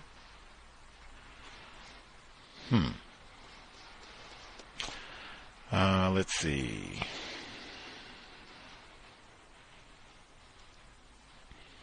Oh, and it's so many times, Dr. Frances Cresswell. And she says, I sat, first kind of stumbled into a seated position. He took the end of my pants and tugged as I tried to hide my nakedness. Welsing moment. At least I had my underpants on. He looked down at my body. I still feel that in that gaze, his eyes lit up my sickly, pale skin in that dark tunnel, made it all my flesh. Suddenly horrible, ugly, too kind a word, but the closest one. Now that, I mean, wow. One of the most important passages that we read, for folks who remember Mark Twain and his passage, Complexion. This is her commentary about her body, saying that her skin was sickly and pale. This is after she's already said, or I think she says it next, that in high school they gave her pigment because she was so sickly pale. Consistent. Isn't that Dr. Frances Cress Welsing? And then, how is it that you have a white woman who is consistently calling attention to her sickly, pale, no pigment, melanin deficient complexion? How is that happening at the same time that she's being raped by a black beast who is prizing her white breasts? I think Dredd 187, 138, he said that it seems this book might be a part of that tawdry interracial pornography that people might enjoy reading because it's so graphic and it's right at the beginning, and then that's going to be the focus of the book. Maybe. Let's see.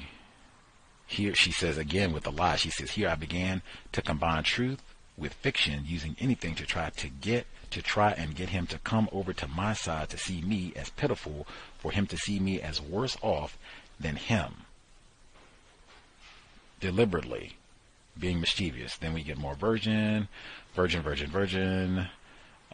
started humping me wildly. Again, some savage way he's. Let's see. My legs were like a plastic Barbie's, pale, inflexible. Barbie is just understood to be white for so many decades. That's been the case. I guess they do have the non-white ones now, but it's still pretty much understood that this is a white woman.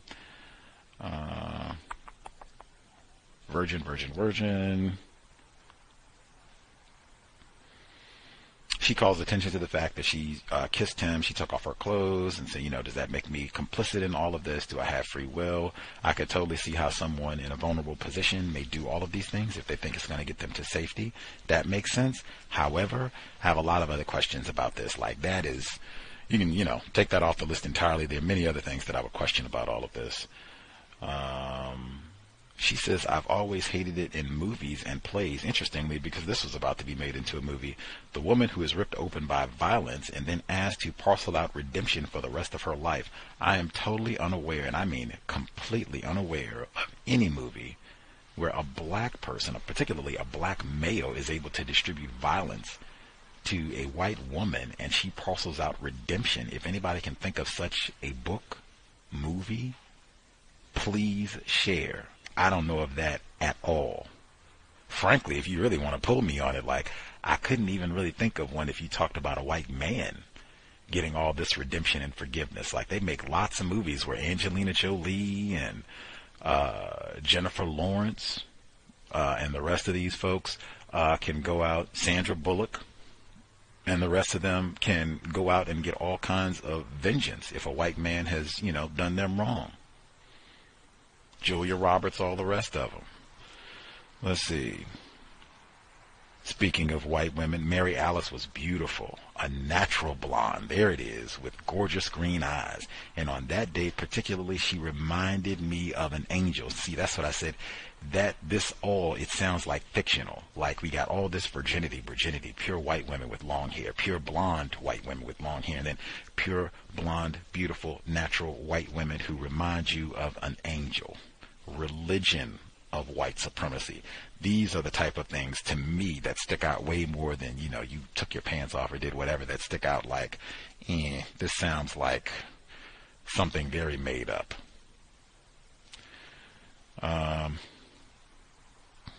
Now, I was researching this before we got started there. She said, as they did the combings, Dr. Husa said, now, there is a hair from him. The nurse held the evidence bag open and Dr. Husa shook the combings in. That is a big one. Star that. I had totally forgotten years ago when the FBI released that report talking about how they had all these scientific findings where they had found hair fibers and things, and they had went and did their analysis in their scientific lab with their white lab coats, and they went and said, oh yeah, this person didn't. They said it was like 95% of the time, if it was a case and they had fibers or some sort of scientific material evidence, it was for the prosecution, and oh yeah, guilty. He did it, and we got the evidence that shows he did it. And they had to come out and say, oops, our bad. We were lying. We were just making it up. You can't be that certain with statistics. And we came in and said all this, and this is not. Remember that? And they said it was hundreds of cases where, whoops, we came in and said all this, and we got the evidence, and we know because we're experts and scientists. And then they had to say, nope, not even the case at all. This is one of those cases. There were hundreds. This is one. So keep that in mind as we roll too. Speaking of hair, they come right back. This is in the Word Guide. I don't have my Word Guide with me, Neely Fuller Jr. She says her mom was way too savvy to believe any story I could now fashion. She worked for a newspaper, and she's going to lie to her mom. Jesus. She worked for a newspaper, and she took pride in the fact that it was impossible to pull the wool over her eyes. That phrase, that metaphor exactly is in the Word, guys. Woolly-haired Negroes who don't know what's going on. Let's see. Too busy raping. Oh, man, we'll have to get some next. Let me see.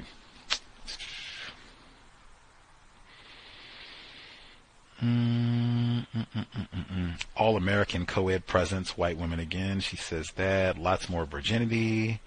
I gotta say something about the Victor scene, him being a black male. I could not imagine if anyone was raped by a white man or white woman, other white men or women having to feel some sort of complicity or shame for all white men because a white man did the rape, or all white women having to feel shame or some sort of culpability because all white women are somehow implicated in this crime. That is foolishness. That is white supremacy, racism, and it only happens with black people, where we are somehow culpable in this example of all of us are no count wild beasts. I totally agree with the white validation. Even this could be, I could totally see this happening. I've seen this sort of thing, but even this could be made up to show that she's not a racist and she was concerned about him. She gave old Victor a hug, even though he could have been the rapist for all we know.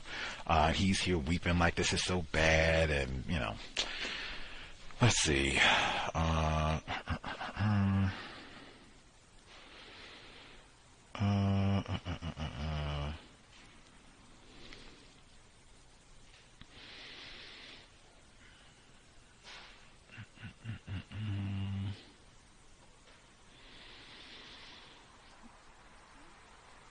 Last thing I'll get in, then we get to second audio. She says, I guess this is her police statement. She says, I wish to state that the male I encountered in the park is a Negro, approximately 16 to 18 years of age. I even had to pause right there, like, a 16-year-old black male, we think, did all of this?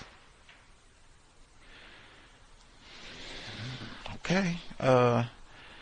Small and muscular build of 150 pounds, wearing a dark blue sweatshirt and dark jeans. What gave me pause was the phrasing, I wish to state that the man I encountered in the park, like, I wish for a lot of things. Like, that's just curious phrasing. She's not saying, the suspect, my rapist, was a black male. I wish to state. That's just, it's interesting phrasing. And I'll hush there. Folks can continue counting how many times we continue to hear the term virgin as we proceed. We will shuffle off to chapter 2. I know Mo and Dallas had other comments. I'm sure other people as well. Take notes. We'll have ample time to share. This is Alice Sebold. Lucky. The wrongful prosecution, conviction, 16 years. Mr. Anthony Broadwater, audio segment 2.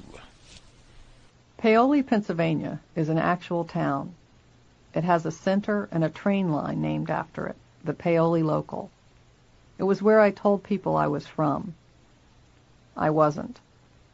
I was from Malvern, or at least that was my mailing address. But actually, I was from Fraser. I grew up in an amorphous valley of converted farmland that had been divided into treeless lots and sold off to developers. Our development, Spring Mill Farms, was one of the first to have been built in the area. For many years, it was as if the 15 or so original houses had landed in the midst of an ancient site of a meteor crash. There was nothing save the equally new and treeless high school for miles around. New families like mine moved into the 2-story houses and bought sod or small whirring seed spreaders that the fathers walked back and forth across the dirt lots as if they were the most disciplined of pets. Heartsick at her inability to grow anything resembling the lawns and magazines, my mother opened her arms wide to the advent of crabgrass. "To hell with it," she said. "At least it's green." The houses came in two options, garage sticking out in front, garage tucked to the side. There were 2 or 3 color options for the shingles and shutters. It was, to my teenage mind, a wasteland that involved endless trimming, mowing, planting, weeding, and keeping up with the neighbors on either side. We even had a white picket fence. I knew every picket, as it was my sister's and my job to crawl around on our hands and knees and use manual clippers on the grass that the mower couldn't reach. Eventually, other developments cropped up around us. Only the original residents of Spring Mill Farm could distinguish where our development ended and the others began. It was back to this collapsing Chinese fan of suburbia that I went after I was raped. The old mill for which my neighborhood was named had not yet been restored when I was a teenager, and the mill owner's house across the street was one of the few old homes in the area. Someone had torched it, and the big white house now had black holes for windows and a green wooden railing that was charred and falling in places. Driving by with my mother, as I did every time we went out of the development, I was fascinated by it. Its age, the overgrown weeds and grass, and the marks of the fire, how the flames had licked out the windows and left black ash scars above their rims like crowns. Fires are something that seemed part of my childhood, and they beckoned to me that there was another side to life I hadn't seen. Fires were horrible, no doubt, but what I became obsessed with was how they seemed inevitably to mark a change. A girl I had known down the block, whose house was struck by lightning, moved. I never saw her again. And there was an aura of evil and mystery around the burning of the mill house that gave flight to my imagination every time I passed. When I was 5, I walked into a house near the old Zook graveyard out on Flat Road. I was with my father and grandmother. The house had been ravaged by fire and was set off far from the road. I was frightened, but my father was intrigued. He thought that he might scavenge things inside that would add to the box-like home he and my mother had just moved into. My grandmother agreed. In the front yard, some distance from the house, was a half-charred Raggedy Andy doll.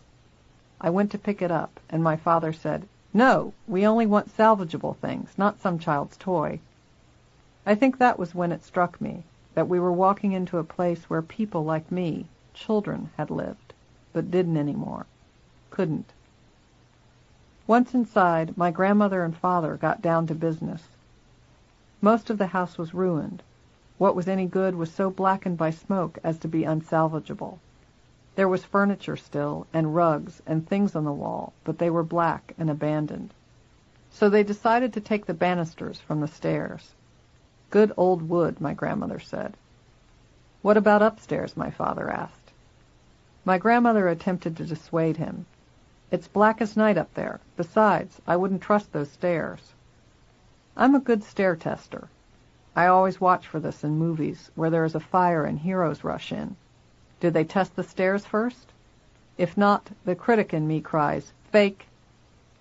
My father decided that since I was little, I could risk it best. He sent me up the stairs as he and my grandmother worked to dislodge the railings. "Call out what you see," he said. "Any furniture or such." What I remember is a child's room strewn with toys, most specifically matchboxes, which I collected. They lay on their sides and backs on a braided rug, the die-cast metal bright in yellows and blues and greens in the dark, burned house. There were children's clothes in the open closet, singed along all their hems, an unmade bed. It had happened at night, I remember thinking when I was older. They were sleeping. In the center of this bed was a small, dark, charred cavity that went through to the floor. I stared at it. A child had died in there. When we got home, my mother called my father an idiot. She was livid. He arrived with what he thought might be a prize, "These banisters will make great table legs," he announced. I chose to remember the matchboxes and the Raggedy Andy. But what child leaves behind these toys, even if slightly blackened? Where were the parents?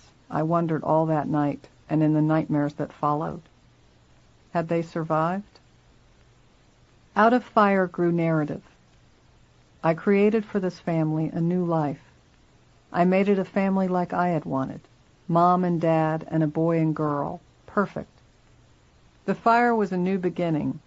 Change. What was left behind was done so on purpose. The little boy had grown out of his matchboxes, I imagined. But the toys haunted me. The face of the Raggedy Andy on the path outside, his black and shining eyes. The first judgment of my family came from a 6-year-old playmate of mine. She was small and blonde, that kind of tow-headed blondness that dissolves with age, and she lived down the road at the end of the block. There were only 3 girls my age in the whole neighborhood, including me, and she and I played at being friends until we got lost in the wider world of grade school and junior high. We were sitting on my front lawn near the mailbox, pulling up grass. We had just that week begun to ride on the bus together. As we pulled grass up in fistfuls and made a little pile by our knees, she said, "My mom says you're weird." Shocked into a sort of mock adulthood, I said, "What?" "You won't be mad, will you?" she pleaded. I guaranteed her I wouldn't. "Mom and Dad and Jill's mom and dad said your family is weird." I began to cry. "I don't think you're weird," she said. "I think you're fun." Even then, I knew envy.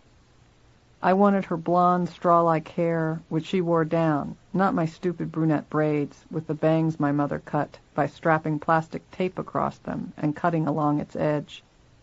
I wanted her father, who spent time outside, and on the few occasions I ever visited her, said things like, "What's shakin', bacon?" and "See you later, alligator." I heard my parents in one ear. Mr. Halls was low class, had a beer gut, wore workman's clothes, and my playmate in the other. My parents were weird. My father worked behind closed doors inside the house, had a huge ancient Latin dictionary on a wrought iron stand, spoke Spanish on the phone, and drank sherry and ate raw meat in the form of chorizo at 5 o'clock. Until the day in the yard with my playmate, I thought this was what fathers did. Then I began to catalog and notice. They mowed lawns. They drank beer. They played in the yard with their kids, walked around the block with their wives, piled into campers, and, when they went out, wore joke ties or polo shirts, not Phi Beta Kappa keys and tailored vests. The mothers were a different matter, and I loved mine so fiercely that I never wanted to admit to envy there. I did note that my mother seemed more anxious and less concerned with makeup, clothes, and cooking than the other mothers did. I wished my mother were normal, like other moms, smiling and caring, seemingly, only for her family. I saw a movie with my father one night on television, The Stepford Wives. My father loved it. It scared the hell out of me.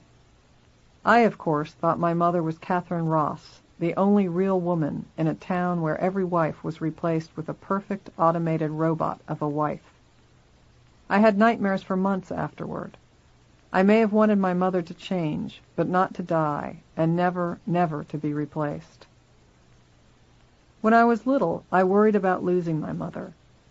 She was often hidden behind the locked door of her bedroom. My sister or I would want her attention in the mornings. We would see our father leave her room, and as we approached, he would explain. "Your mother has a headache this morning," he might say, or, "Your mother doesn't feel well. She'll be out in a while." I learned that if I knocked anyway, after my father went downstairs and shut himself up in his study, where we were not allowed to disturb him, that my mother sometimes let me in.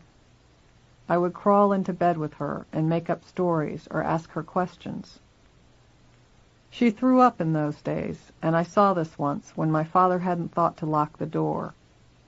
When I went inside her bedroom, which had its own bathroom, I could see my father standing in the bathroom doorway with his back to me. I could hear my mother making horrible noises. I rounded the corner in time to see bright red vomit spewing from her mouth into the sink. She saw me staring at her, my eyes hip level with my father, and reflected back to her from the mirror in front of the sink. In her gagging, she pointed me out to my father, who shooed me out of the bedroom and locked the door. They fought later. "For Christ's sake, Bud," my mother said, "you know well enough to lock the door." My mother's pillows, when I was little, smelled like cherries. It was a sickening sweet smell.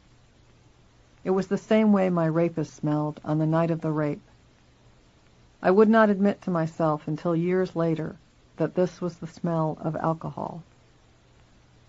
I like the story of how my parents met. My father was working at the Pentagon, a better paper pusher than a soldier. When, in basic training, he and an Army buddy were ordered to scale a wall, he broke his partner's nose by stepping on it instead of inside the stirrup of this man's hands.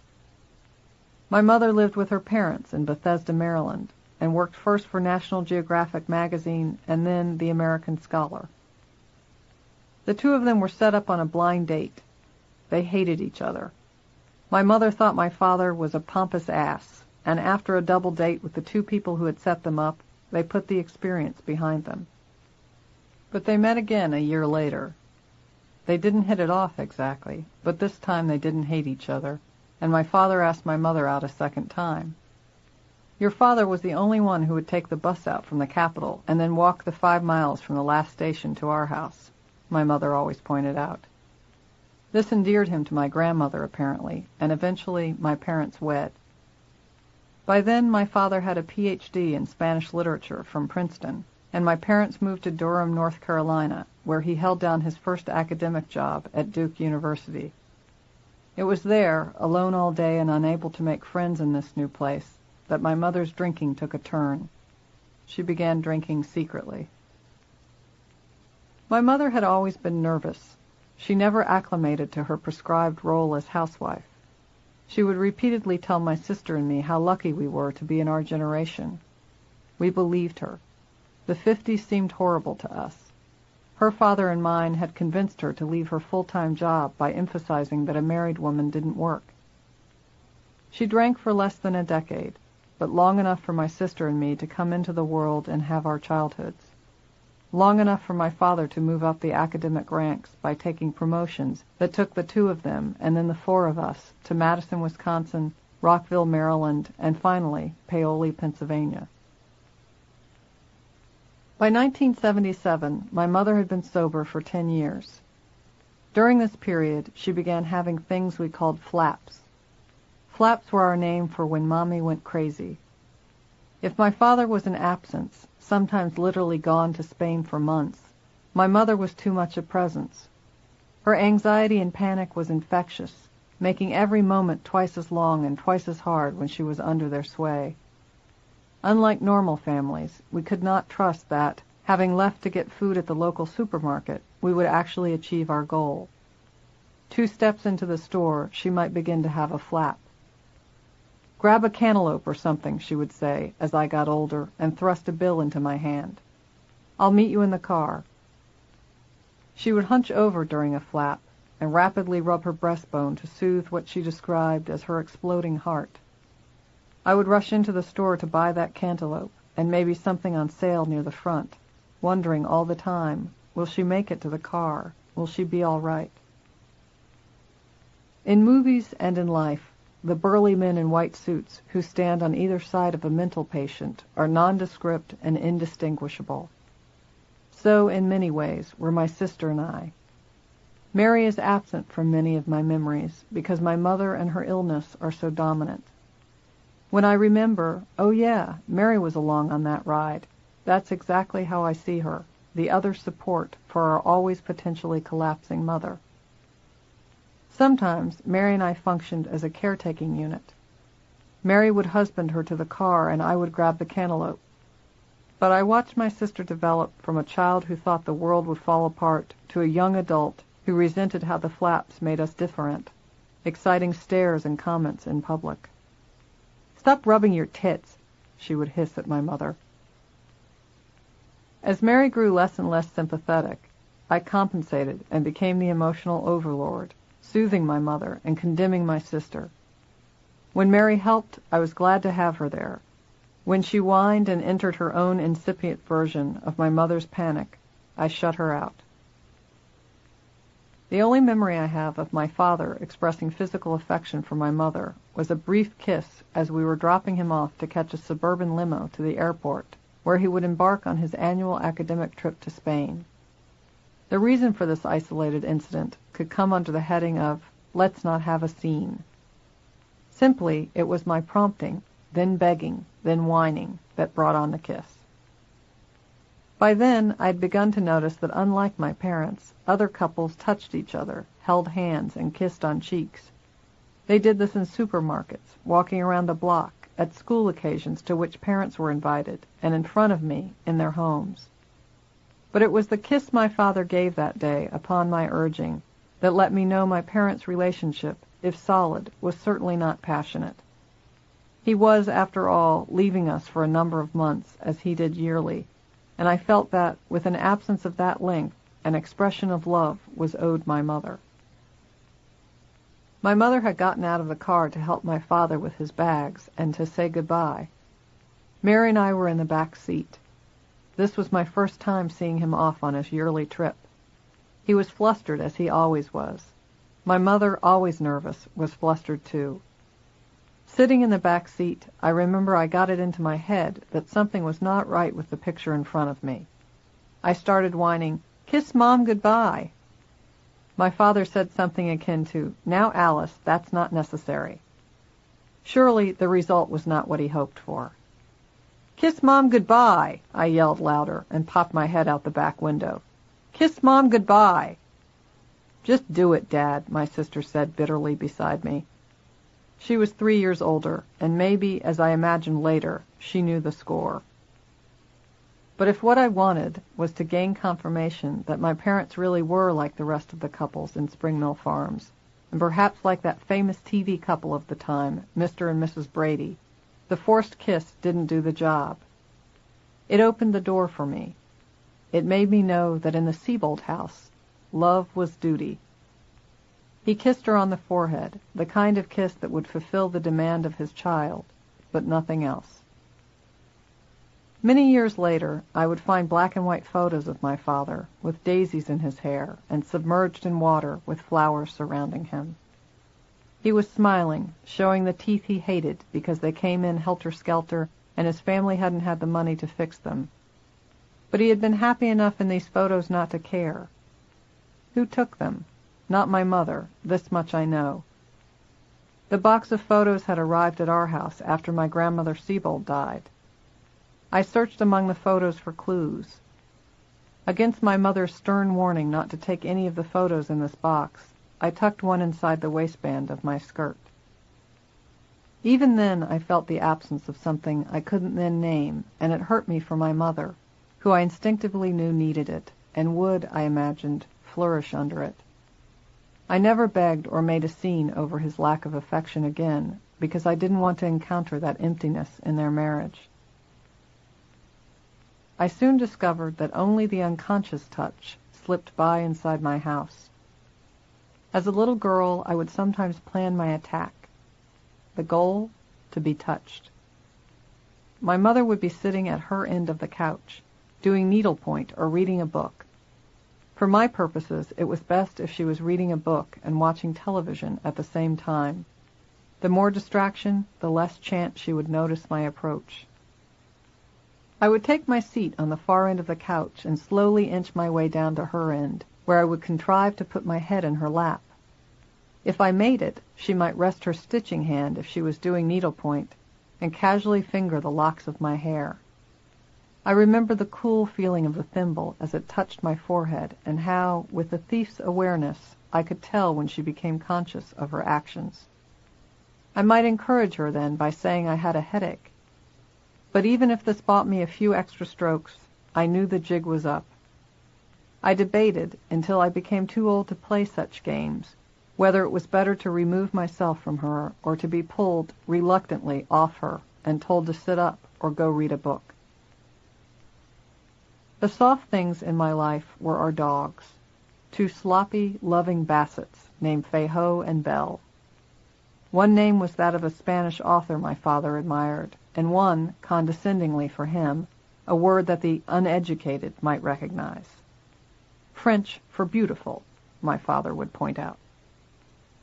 My father commonly called my sister and me by the dogs' names, and this was a clue as much to who was closest to all of our hearts as it was to how preoccupied with work my father was.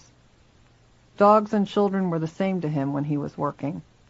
Small things that begged attention and needed to be put out. What the dogs knew was that there were 4 distinct environments in our house, and they rarely came together. There was my father's study, my mother's bedroom, my sister's bedroom, and wherever, throughout the house, I might be holed up. So Feijo and Belle, and later Rose, had 4 places to try for attention. 4 places where a hand would, distractedly, reach out to fondle their ears or reach down for a good hot spot scratch. They were like comfort caravans, carting their lumbering, drooling selves from room to room. They were our comedians and our glue, for otherwise my father, mother, and sister lived in books. I struggled to be quiet in the house. While the 3 of them read or worked, I kept myself busy. I experimented with making food in odd ways. I squirreled away Jell-O and made it under my tall 4-poster bed. I tried to make rice on the dehydrator in the basement. I mixed my mother's and father's perfumes in little bottles to create new scents. I drew. I climbed boxes up to the crawl space in the basement and sat for hours in the dark cement hole with my knees drawn up. I played histrionic games with Ken and Barbie, where Barbie, by 16, had married, given birth, and gotten divorced from Ken. At the mock trial, where the courthouse was made out of poster board I'd cut up, Barbie gave her reason for divorce. Ken didn't touch. But I would get bored. Hours and hours of finding ways to occupy myself gave way to hatching plots. The Bassets were often my unwitting assistants.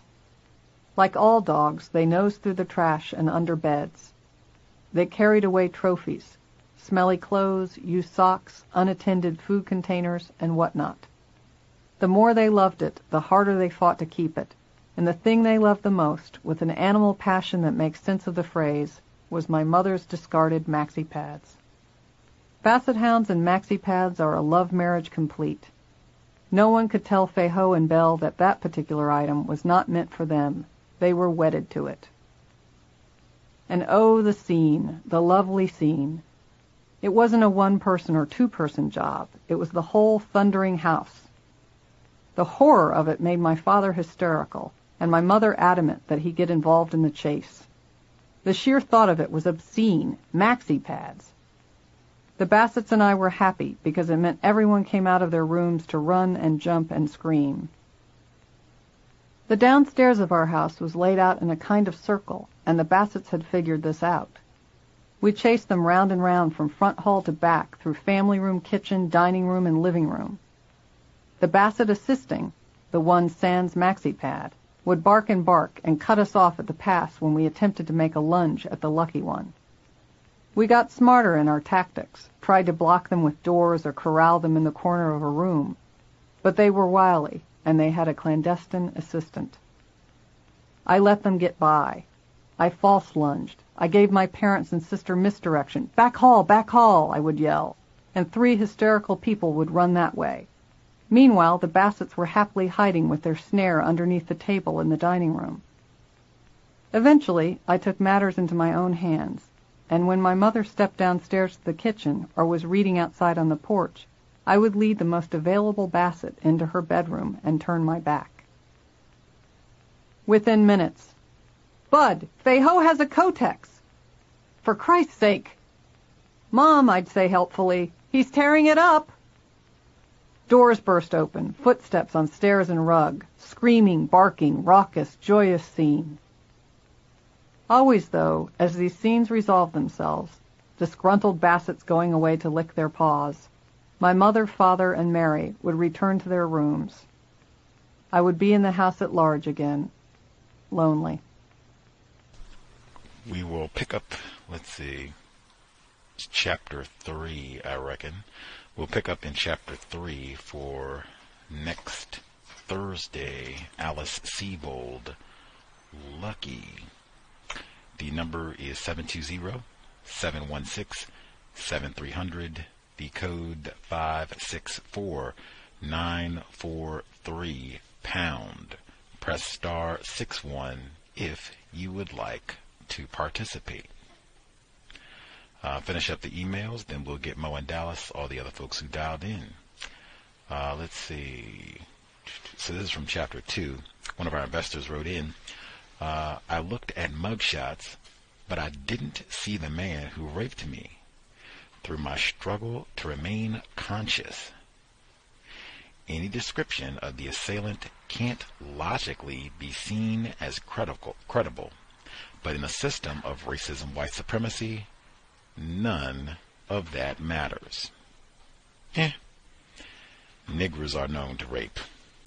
He continues, I probably would not have picked up on certain things without the foreknowledge of the false conviction. The author makes it a point to reinforce that she has been victimized repeatedly up to this point in her life by her parents, her classmates, and now the black beast. Given what we know now, is it possible that this is, at least in part, fiction? She has an acknowledged talent in fiction writing. Fascinating read thus far. It is interesting. Absolutely. Let's see. Folks who dialed in, I know Mo and Dallas said he had more commentary. If you think you have something to share and you didn't get to speak at all, you should go ahead and get your hand up right now. I see one. Let's see. Non-Clemson grad and Miss C investors as well. We missed you all the first time around. Did you have commentary? I did. How's everyone doing this evening? Poorly, right? Poorly. Understandable. I did hear the first part of the book as well too. I just wasn't able to call in for the first part. But I did note a couple of things that the author wrote in her book as was being read. So there was the part where she was getting raped, where she talked about, where the rapist was asking for her money. She talked about that she has credit cards, and basically she said she had the credit cards of her mother and sister. I'm like, that's an interesting. Well, like you said, people do very interesting things when they're in a traumatic situation. But I took it as she's selling out her brother and sister. Now, in hindsight, like you said a moment ago, if you were just reading this story, you didn't know obviously what just happened in the last couple of weeks with the author, you would think like, oh my God, this is a horrible, horrible story to hear, let alone recollect. But now with the hindsight of, what the author has done, it just kind of seems like all the things that she put into her book just seem quite trifling to me. Like, the credit cards with her mother and, giving up the credit cards of her mother and sister. There was a line where she said she tried to talk to him like he was a human. Now, a couple of years ago, there was a tour that was done by a rapist and her victim. The name of the rapist was a man named Tom Stranger, and the woman I think was, the man with the rapist I think was Tom Stranger, and the woman's name was Thordis Elba. I find it interesting that, where else in the world could you imagine a situation where the rapist and the victim are going on a tour together to talk about this, what happened, but also talking as if they're now, reconciled and they're getting along. I mean, could you imagine a non-white person getting that kind of opportunity where a rapist can speak on stage to a whole bunch of people and they still look at the rapist as a human being? The description of the rape sounds like a rape fantasy to me overall, personally. I think she was just trying to, she got down. Let's see, I think you said it earlier, the part where she talked about her white, pale skin and how she felt ugly. Well-seen moment, absolutely. While she was getting raped, she was trying to convince herself that the person that was raping her was a good person. That's very interesting internal dialogue. The rapist concerned for her after the raping that happened, make sure that she wasn't feeling cold because her clothes were off. Let's see. The fact that he apologized after it was done. And then, the aftermath, dealing with her classmates or her, college roommates and stuff. Getting medication, I think, Valium from the doctor, and the fact that she decided, even after she got the prescription, that she wasn't even going to take the Valium because she saw how her addiction, treated, how addiction went with her mother. Now, first, I remember when I got my teeth, one of my wisdom teeth taken out. I remember my aunt at the time specifically saying to me, like, "Hey, do not take this specific drug." 'Cause my aunt is a nurse. Now at the time, this is back when I was, I think, in my mid-20s, so it was over 10 years ago. I had no idea about this opioid epidemic. Drugs weren't even my thing anyways, but I simply listened to my aunt and didn't think too much about it. But obviously, as the story has continued to go on, clearly you can see the addiction issues that her mother was having, and at least in this book. The black male classmate that she was didn't want to hug because it looked like her rapist. When I was in college, this is the kind of stuff I personally just did not understand very well. And I even admit I feel lucky to have made it through college and not gotten into any kind of trouble. Not understanding the triflingness that could come just from being around white people, in particular white females. The affidavit that she had to give to the police officer, and the police officer who said, "Only give me the facts," allowing her not to talk about certain things. Now, I'm not sure if anyone's ever did an affidavit. Is your testimony how you perceive events to have gone? The fact that the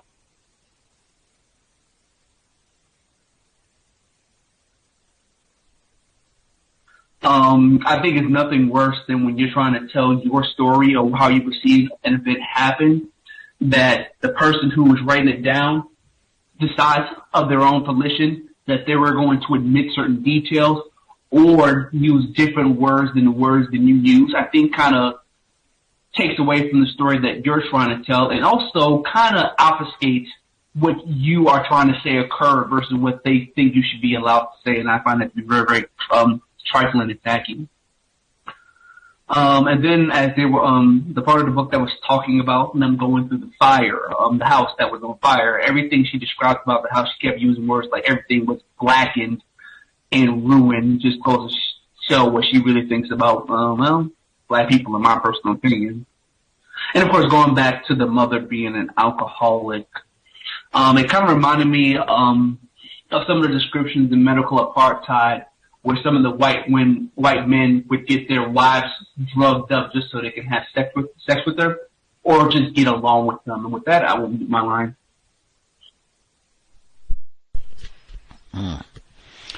Much obliged, non-Clemson grad. Let me see. I will hush my mouth so that we get the other folks who dialed in with commentary. All the other folks who are with us: Mo in Dallas, retired firefighter, Irie in Louisiana, Henry in Chicago, Fred 138. All should be with us. If you have commentary, proceed. Hello. Yes. Okay. Yeah, I heard the black situation when they went in the house too, and I was curious if she's ever heard of a thesaurus. I found it interesting that she used two words that I wasn't sure was necessary, or I shouldn't say that. I'm interested why she used these words, because they have sexual connotations. And at first I thought I was tripping. So she said something about positioning herself where her mom would finger her hair. And I was like, okay, Irie, it's not that serious. Finger, her hair, it means run, fingers through her hair. But then she said something about fondling the dog's ears. And I was like, nah, Like, really? And then there's a resonance to, using these sexual or could be sexual type words, starting with F as well. I was reminded when I was in high school being taught by the racist suspects that had us read that other book I mentioned. They mentioned to us that F was the most seductive sounding consonant in the English alphabet. I don't know how true it is. That's what they said. But this woman, very low self-esteem. She does not want to be black.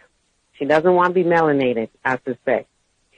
And the reason why she rejects her paleness is because she's not blonde. If she was blonde, she would probably think she was, Aphrodite or something. And I think that her low self-esteem is stemming from her internalizing her mother and her father not being, intimate with each other, not like, sex, but like kissing each other goodbye, hugs, holding hands and stuff, the stuff she's talking about. Because if she's in a reflection of her mother in the literal sense, considering, I look like my mom, most women look like their mom, then that means her mom is not that attractive to her father. And that's why her father could go over to Europe with ease and go look at the better-looking European women, probably are melanated because they're in the Mediterranean for months at a time and not want to kiss his wife goodbye.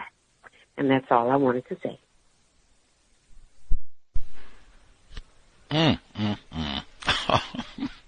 Much obliged, Irie. He was obstinate about that kiss. Other folks with commentary to share?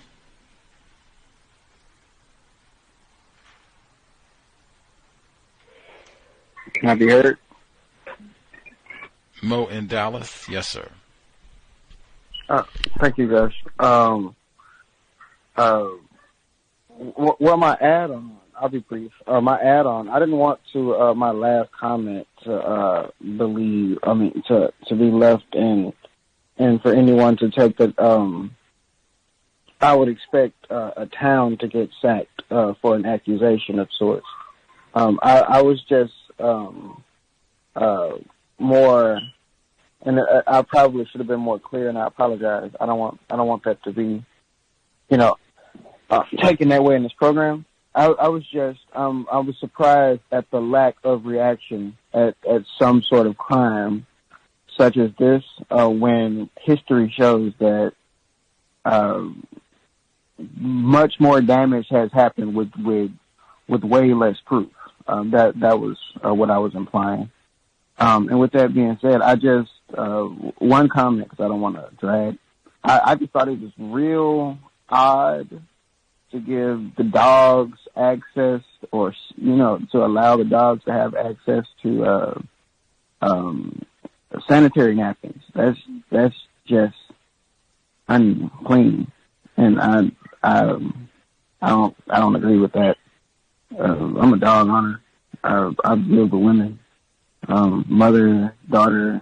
My daughter's young, grandparent, all of that. We've never so maybe that's just a different thing altogether. I just don't. It didn't sit well with me. Any of my line.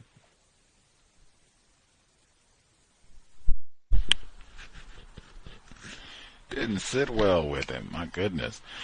Other folks, comments they want to make sure that they get in. Be a responsible dog owner. Can I be heard?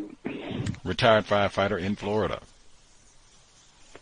Yes, in the first reading, I did hear the Negro description, and what was the year of this crime? Did I hear 1981? Yes, sir. That's early 1980s. Yes, sir.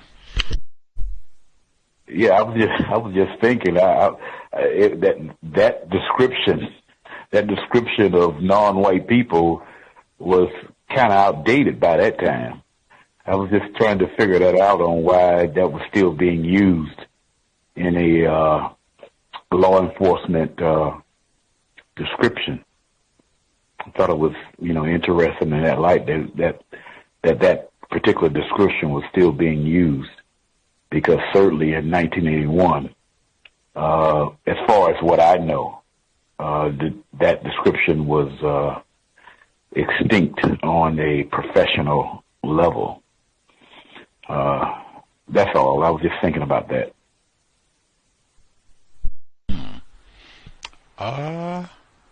What would I say?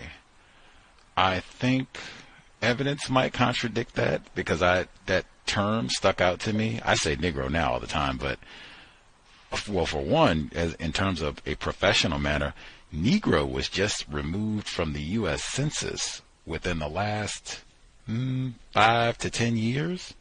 Like super recent, like not 1980, like very recent, that they just took it off the census. Like, oh, my bad. So I mean, 1980s, like, oh yeah, I'm sure it's still on a lot of forms now for racial classification. Like I said, it was just recently taken off of the census, and you still have things like the United Negro College Fund. So I mean, 40 years ago, I don't even think Dr. King was a holiday 40 years ago. So it wasn't as popular. Like, absolutely, by that time it was African American, black. It certainly was not popular, widely used, but I mean, oh yeah, it was still wide circulation of the word. I mean, it would be advertisements for the United Negro College Fund, and it was on the census, like I said, Yeah, I understand that, but I mean, with police descriptions, job descriptions, I didn't recognize it in no job that I had in the 1980s.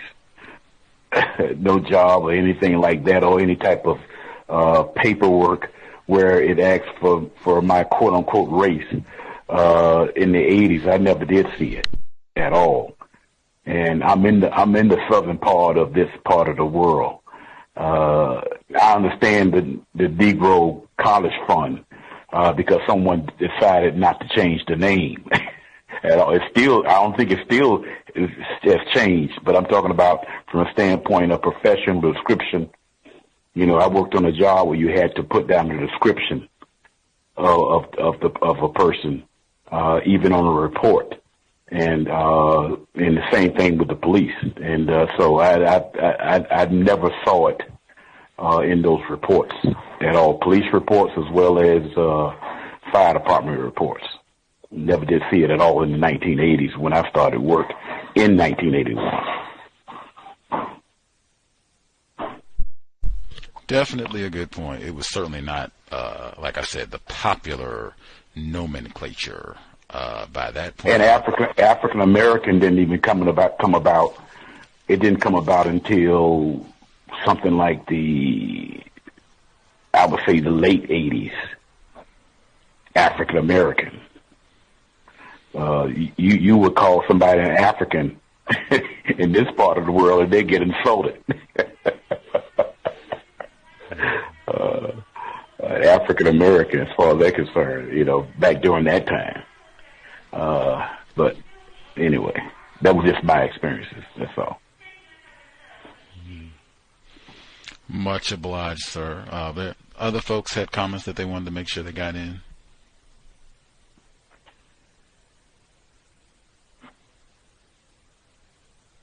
Did you get everybody? May got everybody? How about that? Got them all. Let me see. I found it fascinating. Well, one, let me back up to the word fondle. I think Ari pointed that out, where she was talking about fondling the dog's ear and fingering her hair. Like, that's interesting verbiage to use in a book that's focused on sexual trauma and rape. Like, I said the same thing, and I went just to look to make sure that this is not me and me having some sort of odd connotations for the word.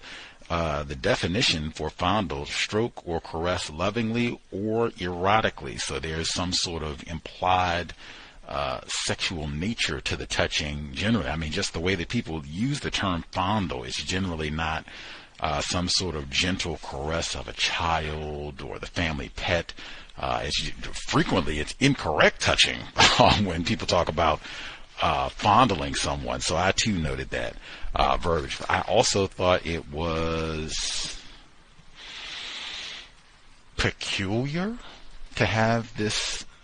To me, it just seemed like a peculiar deviation to go into all this talk about the fire and her parents being an alcoholic and all that. Like we're in the middle of this rape situation, and to have all this backstory. Like, I don't know, like maybe it's just because we got all the intensity of the rape to begin with and we didn't get any backstory, so now we're going to get backstory about her life and how she got to Syracuse and blah, blah, blah, blah, and her parents alcoholic and her dad wasn't affectionate, and all the rest of it. So I guess we'll get all of that there. But I mean, jinkies, like, I don't know, just the way that the story got presented, it just seemed very disjointed. Like, I'm all in to the rape thing. Like, okay, are we going back to the police? Are they going to investigate? Are we getting to the lineup part? And now we're going back to her childhood. Like, oh, okay, the rape thing is on hold for the moment. Like, okay, we'll just have to kind of keep that, the details in the hopper and get back to that at some point. Let's see.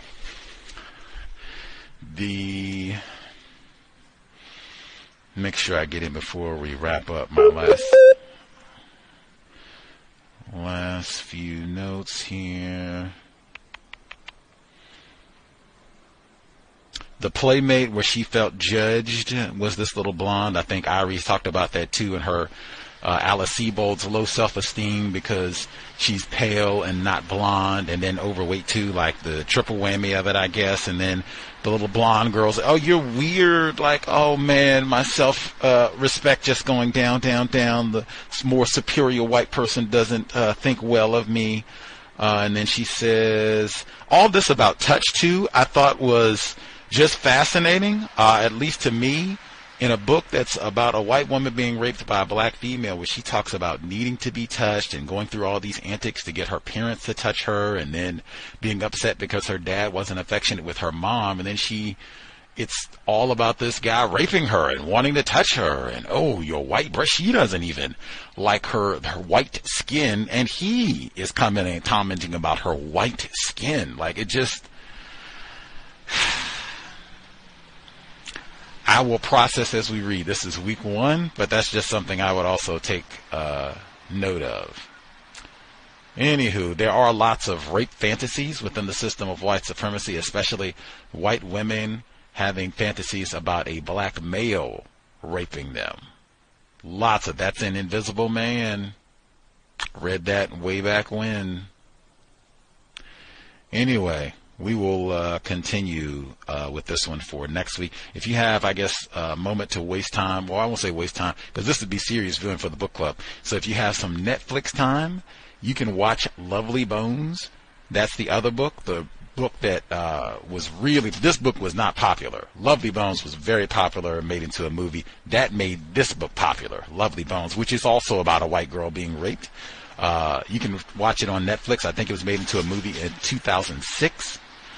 So if you want to check it out, see about any comparisons, right, in terms of how that movie book unfolds in comparison to this. Oh my God, yeah. I haven't seen it all, but oh my God, yeah. Very interesting commentary about Othello and the Moors, and yeah. Check that out, and you can kind of compare and contrast as we proceed with this. Anywho, much obliged for the folks who tuned in. Hopefully reading this text worthy of your time and energy in the midst of all of the uncertainty, tornadoes, Omicron, and everything else that is happening as 2021 concludes. We'll be here tomorrow for Neutralizing Workplace Racism, same time, 8 p.m. Eastern, 5 p.m. Pacific. All of that said, sobriety would be best under conditions of white supremacy. Lots of talk about her mom being an alcoholic, and maybe the so-called black rapist was under the influence. Like, be sober at minimum. You don't want to be questioned, accused of something, and then you're under the influence when it's time to answer questions and respond to racist man, racist woman, racist child, in addition to being sober. If you're out and about, this is not the time to have verbal confrontations with strangers. You should be thinking like any of these folks. Could be Kyle Rittenhouse, Ethan Crumbley, armed and dangerous. In fact, they might have an entire armed gang at the ready if you did not leave your residence prepared to kill and or die. Exit. Call enforcement officials as you are departing the scene. If you're going to be driving, be cautious. Starting to get cold, might be snowing or whatever else. You are sober, you're buckled up, you're not on the cell phone. Just doing the small things that we can to minimize contact with race soldiers, badge or no. That said, Creator, we ask that you help us remain patient with other black people, victims of white supremacy. We ask that you help us remain patient with ourselves. Remind us to demonstrate the highest levels of black self-respect at all times, in all places, each and every time we are in contact with another black person. It has been time. Replace white supremacy with justice immediately. No name calling. Thanks all for tuning in. Context of White Supremacy, signing out.